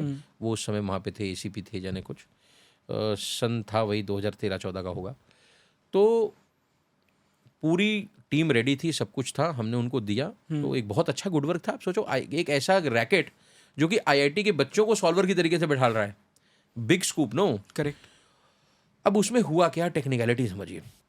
जब हम किसी सेटर से बात करते हैं तो उसको एडवांस देना पड़ता है। एडवांस आप एक लिमिट में ही दे सकते हो। करेक्ट। फिर आपको वो कहता है कि अगर आपको कम एडवांस देना है तो अपने बच्चे के सारे डॉक्यूमेंट जमा करा दो। अब वो बच्चा तो कोई होता नहीं है, हमारे पास तो कोई बंदा होता नहीं है, वो तो हवा में होता है। वीरेंद्र सिंह है ना, और बनाया हुआ सचिन है। कपूर, वो एक इमेजिनरी नाम होता है। तो हमसे एक चूक हो गई। हमने उनसे, अपने इन्फॉर्मर से बोला, हमने कहा यार ऐसा है कि तुम बात करो उससे, बंदे से, सेटर से, और ये सारा ऑपरेशन कंडक्ट करवाओ और हम लोग साथ में करते हैं, इसको करते हैं। मैंने उससे ये नहीं पूछा कि ये जो डॉक्यूमेंट्स तुमने दिए हैं जिस आदमी के, वो एग्जिस्ट करता है कि नहीं करता। उसने एक गलती क्या कर दी थी, उसने वो कोई भी कहीं के मैनिपुलेटेड डॉक्यूमेंट उठा लाया था, वो उसने सेटर को दे दिए। दिल्ली पुलिस स्पेशल सेल के जो अधिकारी थे उन्होंने हमसे कहा ऑपरेशन सब कुछ बढ़िया है, सारा उन्होंने पूछा कैसे कैसे क्या किया। तो मैंने कहा सर डॉक्यूमेंट्स हमने जमा किए हैं, ये पैसा दिया, उसके साथ डॉक्यूमेंट्स दिए। बोले डॉक्यूमेंट्स किसके हैं? तो मैंने अपने इन्फॉर्मर को फ़ोन किया। मेरे इन्फॉर्मर का नाम था चौहान, पूर्ण नाम नहीं बताऊंगा जी। तो मैंने कहा यार चौहान साहब ये डॉक्यूमेंट तुमने किसके दिए हैं उसको? तो बोले भैया किसके क्या दिए हैं, कुछ फ़ोटोकॉपी वाली की जो दुकान होती है वहाँ से हमने देख लिए थे, फ़ोटोकॉपी करने के लिए आते हैं। तो मैंने कहा ओरिजिनल डॉक्यूमेंट्स दिए, वो कहाँ से दिए तुमने, ओरिजिनल कैसे दे दोगे? तो उसने बोला अरे वो जो थे उसी का हमने सब बनवा करके दे दिया। हमने कहा बनवा के दे दिया? तो मतलब बेसिकली उस इन्फॉर्मर ने क्या किया था, वो डॉक्यूमेंट फोर्ज किए थे। अच्छा। अब वो फोर्ज उसको लग रहा था तो बहुत छोटी सी बात है, हाँ। सरकारी काम कर रहे हैं, पुलिस के साथ काम कर रहे हैं, उसे इतना लग बड़ा रहा है रेगुलेशन legal है। कर रहे हैं, इसमें क्या है? लेकिन अपराध तो अपराध है। हाँ। आपने किसी घनश्याम तिवारी को आपने अशोक तिवारी बना दिया और उसकी मार्कशीट पे उसने नाम लिख दिया आपने, और उसके बाद वो आपने दे दिया उसको। हालांकि हमें भी ये लग रहा था यार इतनी बड़ी बात क्या है इसमें। हमारा तो मेन ऑब्जेक्टिव फोकस क्या है कि भाई आपको मूल्यम पकड़ना है, आपको रैकेट बर्स्ट करना है। अब उसमें क्या हुआ क्या नहीं हुआ, तो उन्होंने बोला कि हम कर तो देंगे ऑपरेशन, और बहुत बढ़िया ब्राइट ऑपरेशन है, पर तुम्हारे इन्फॉर्मर को जेल भेज देंगे। हमने कहा क्यों? तो बोले उसने फोर्स डॉक्यूमेंट्स दिए उसमें। तो मैंने कहा यार ये कौन सी बात हुई श्रीवास्तव जी, आप तो मतलब ये तो वाली वही बात हो गई कि हम तो जो है हवन करने जा रहे हो, हमारा हाथ जला रहे हो। राइट। तो फिर उन्होंने प्रबल प्रताप जी से बात करी होगी और करके बोला यार टीम आपकी बहुत बढ़िया है, काम बहुत बढ़िया है, लेकिन अगर आप आयुष को कन्विंस कर लो कि हम उसकी ज़मानत हो जाएगी और ये ऑपरेशन इतना बढ़िया है कि हम इसको करना चाहते हैं, मतलब वो बहुत एडमेंट थे करने के लिए, पर बोले इसमें तुम्हारा जो इन्फॉर्मर है चौहान, उसको हम जेल भेजेंगे। तो मैंने कहा अरे सर, उस ऑपरेशन में चैनल का पैसा खर्च हो चुका था, करीब उस ज़माने में 2-2.5 लाख रुपए खर्च हो चुका था, लॉजिस्टिक का पैसा खर्च हो चुका था, हम लोगों का पद प्रतिष्ठा सम्मान सब दांव पे लगा हुआ था। बहुत मेहनत करी थी, मतलब आप सोचो 3 महीने से डेवलप कर रहे थे वो हम ऑपरेशन, है ना। और वो केवल और केवल मैंने अपने इन्फॉर्मर की वजह से उसको मैंने कॉल ऑफ कर दिया। मुझे चैनल वालों ने नोटिस दे दिया, और वो तो अच्छी बात थी कि जो पैसे हमने दिए हुए थे वो ऑन कैम थे, है ना, तो हम जस्टिफाई कर पा रहे थे। लेकिन क्योंकि जिम्मेदारी तो मेरी थी, पूरा ऑपरेशन फ्लॉप मेरी वजह से हुआ। इन्फॉर्मर किसका था? मेरा था। मुझे ये इंश्योर करना चाहिए था कि डॉक्यूमेंट जो है वो इस तरीके का ना दे। मुझे भी नहीं पता था कि वो ऐसे डॉक्यूमेंट दे देगा, क्योंकि इससे पहले कई ऑपरेशंस में उसने हमें हेल्प करी थी।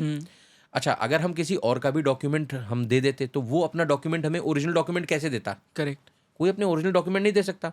तो उसकी भी मुझे प्रॉब्लम समझ में आई। उसने कहा कि तो हमें मजबूरी में इस तरीके का डॉक्यूमेंट तैयार करना पड़ा। सेटर जो है वो ओरिजिनल डॉक्यूमेंट अगर नहीं लेता तो वो एडवांस मांगता पर कैंडिडेट 5 लाख रुपए, वो हम कहाँ से फंसाते? तो हमने जनहित में करने की कोशिश करी थी, पर कभी कभी होता है ना, कोई फिल्में रिलीज़ नहीं होती हैं, मेहनत बहुत होती है, डब्बे में बंद होती है, पर ऐसा भी हुआ हमारे साथ में।